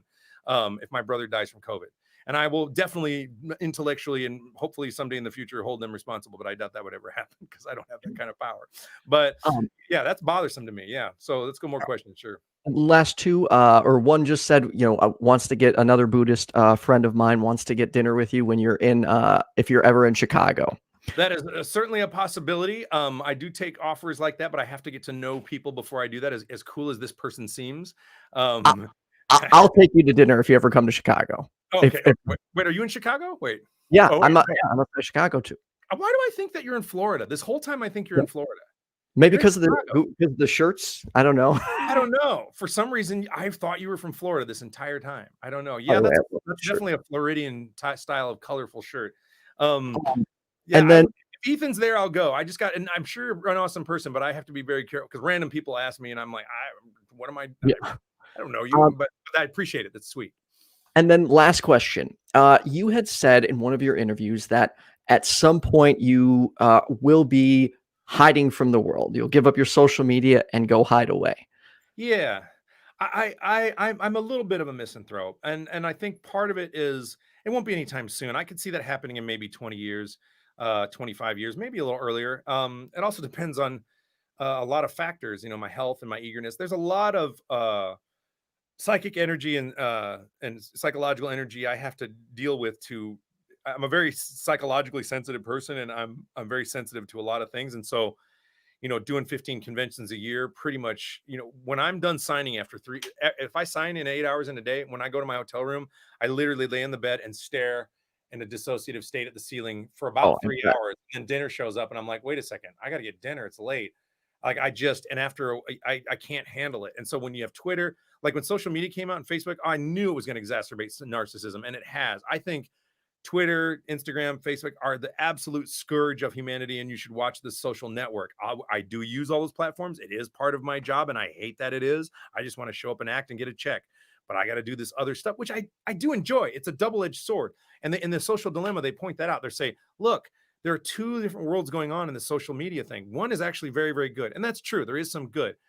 The other part is very, very bad. And my argument is, if this part's very, very bad, it's not worth the money you make with this very, very good Facebook, Twitter, Instagram. It's not worth the destruction of our society, which could very well happen if we all, granted, yeah, you got reunited with your lost loved ones. You found your ex-girlfriend. You found a patient that had a kidney because of Facebook. Cool. But now society's over. We're in anarchy. The shit's burning to the ground because of Russian hacking or some shit or whatever. Like, it's not worth the problem. And, solving a lot of those issues is what Facebook and these companies really need to be focused on, not sending me more fucking ads. Like, seriously. Like that's very concerning to me. So awesome. And before we got through your quick questions, because I swear you had like 10 of them and you didn't ask me. Did I? Yeah, dude, we'll be here all night, so we're good. I feel bad because you had some good ones. I just want to make sure I hit on them right. And no, so I do. I'll answer them quick. No, real quick. There is one thing I just want to promote to the audience. On February 4th is the year anniversary of my channel, and I'm using that as a fundraiser to make for recovering from religion. So for those that don't know, there are people who are harmed by religion and they need our help. And I have a lot of great guests lined up. For those of you familiar with them, I've got Anthony Magnabosco, Neil 604, Seth Andrews, Dave Warnock, Chris Matherd, Mandisa Thomas, Vice Rhino, Vila Bianca, Thomas Westbrook, the whole Atheist Roundtable, and a whole bunch of other people. We're all joining forces, including some of my Christian friends will also be coming on to raise as much money as possible for this foundation. That's dope, man. I love it. Yeah. Additionally, By the way, people have been genuinely harmed. Like my harm from religion is mild compared to, you're talking about, people being molested, priest situations, in other countries, clitoral mutilation, all kinds of horrible, horrible things committed in the, and, you and I were talking the other day, like imagine the Crusades and these wars that are all this killing for an imaginary God. It just blows my mind. It just, like, I'm gonna kill you because you said this about my God. Ah, really? Oh my God. Oh my God. It's so sad. It's tragic. It just makes me so sad. And so our kind of harm is a little different, I agree, than the real extreme stuff. And I assume that's what you're talking about. And it could be mild stuff, having your soul, your identity, I mean, taken away, or your a sense of who you are, or gay reprogramming, which is ridiculous. That sort of stuff I find just absolutely preposterous. You don't reprogram people. It's a natural thing that occurs in our DNA. So, and eventually science will reveal all this, which will, concerns me because of CRISPR technology, worries me a little bit also. But continue. Sorry, Ethan. Yeah. So, and then also, and then last minute, I also just found out in the past 2 hours, Eric Murphy and Genetically Modified Skeptic are also joining. I do have all of Sean Schemmel's links in the description. You can check out his YouTube, his Twitch, and his Twitter for more information. Is there anything you want to, say before we head out, Sean? Did you ask me all your questions? I got through the important ones, and I think one of the things, though, I would like to close out with and just remind everyone is that you do not hate Christians or Christianity. No. Not at all. I hate proselytizing. That's basically it. I think, and by the way, on proselytizing, I think I should be clear about why I hate proselytizing. I'm going to cover another minute. It is extraordinarily arrogant for someone to come up to you and say, I know so much about your spiritual life because I believe in this thing that I need to get into your fucking business and make you be this other thing or lead you to something better. Because I know that borders on a level of arrogance I don't think the person doing it can fathom. And it is so disrespectful to knock on my door and say, do you want to come to church on Sunday? Because, I think a better way to proselytize would be, hey, are you open to, a spiritual, education, in particular Christianity? I'm like, no, I'm not. Thank you. Versus I got to tell you about the good news of Jesus Christ coming. Well, he hasn't shown up for 2,000 years, so I don't think he's gonna. So, it blows my mind that they don't understand when they do this, just how incredibly offensive and arrogant it is. Which brings me to the Merry Christmas thing. You and I talked about this briefly, and I'm going to say this because when I moved to New York, I got very clear on Happy Holidays versus Merry Christmas, largely because of the Jewish community, because they say Happy Holidays usually, and that's what I learned it from my Jewish friends, right?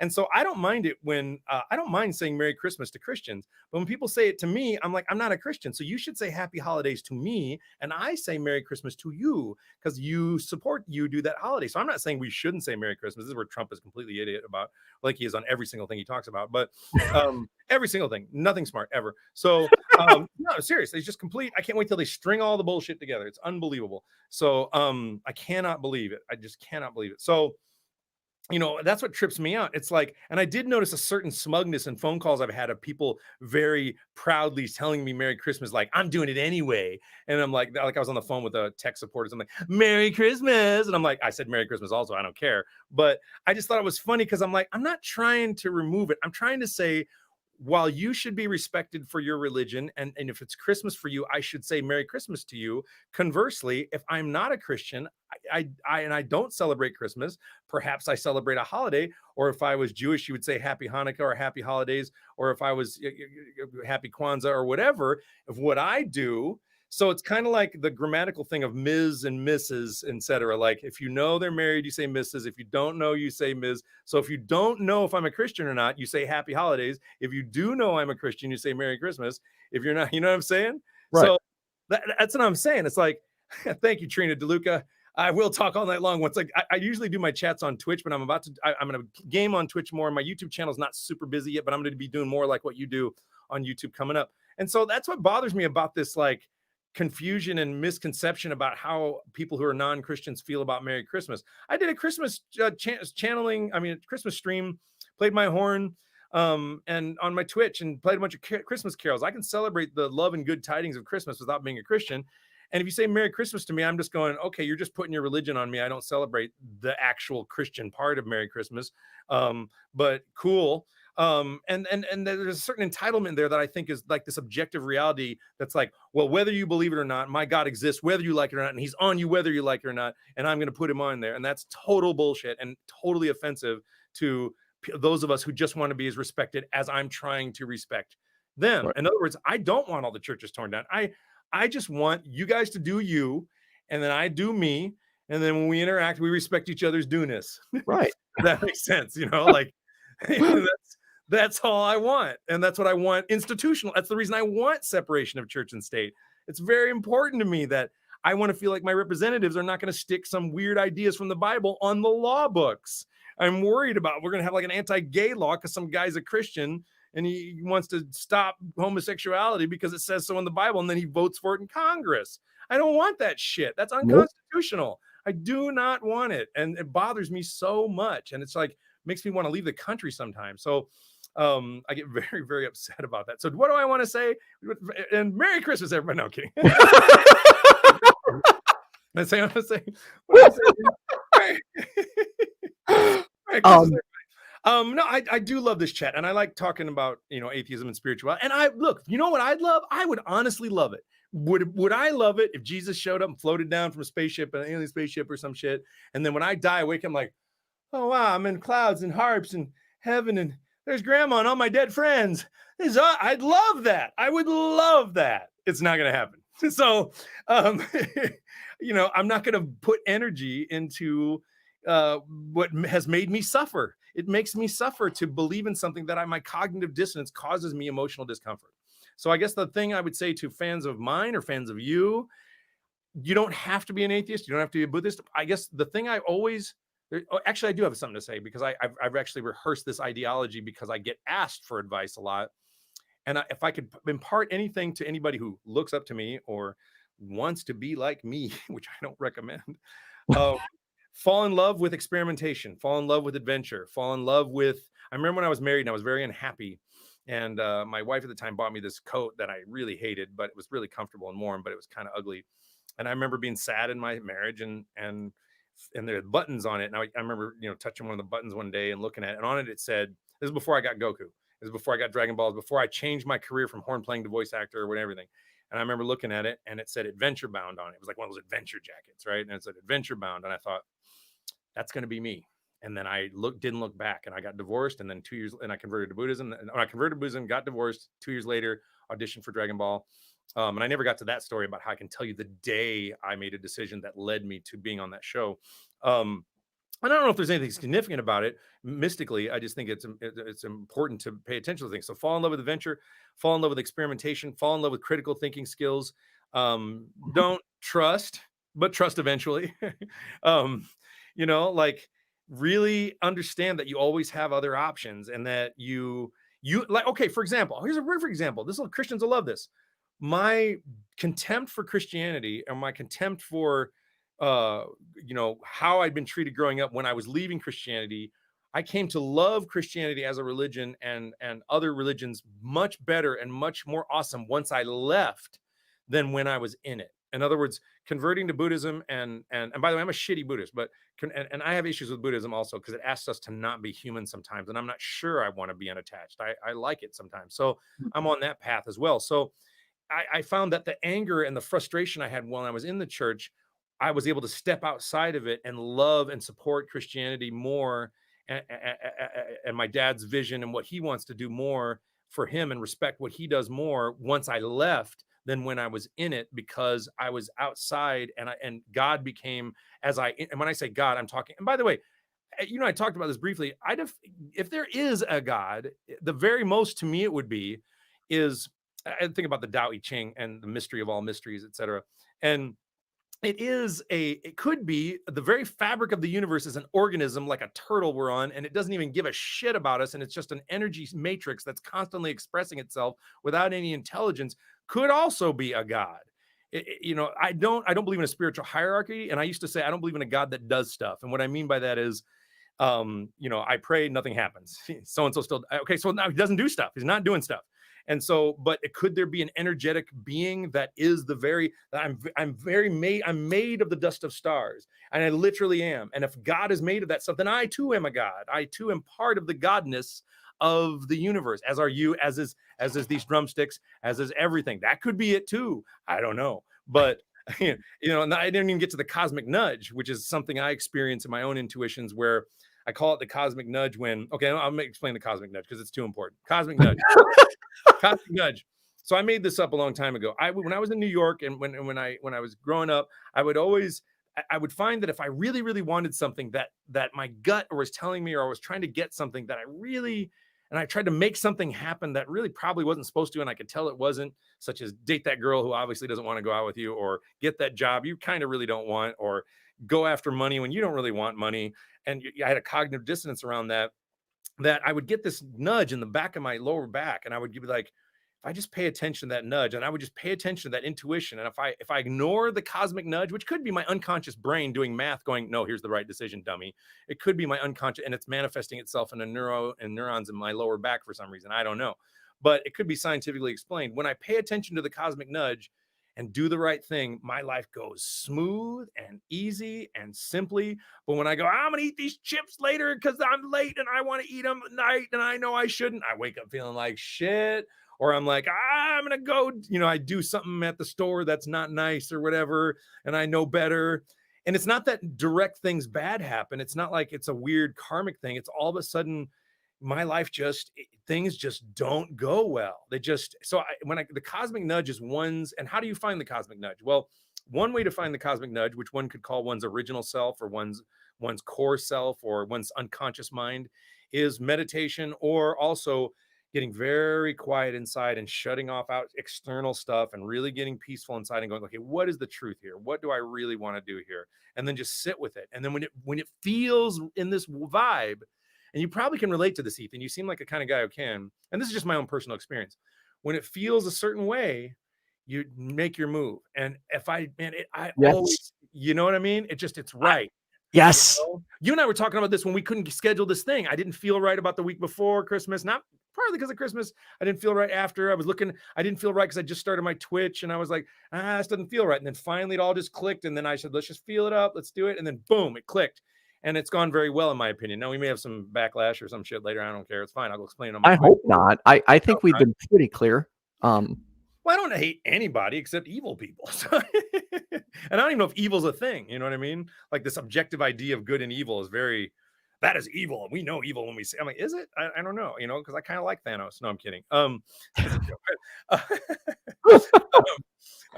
talking about when people say, we know this is evil and this is good. And usually when you analyze something, anything you see is, you can even use Hitler as an example.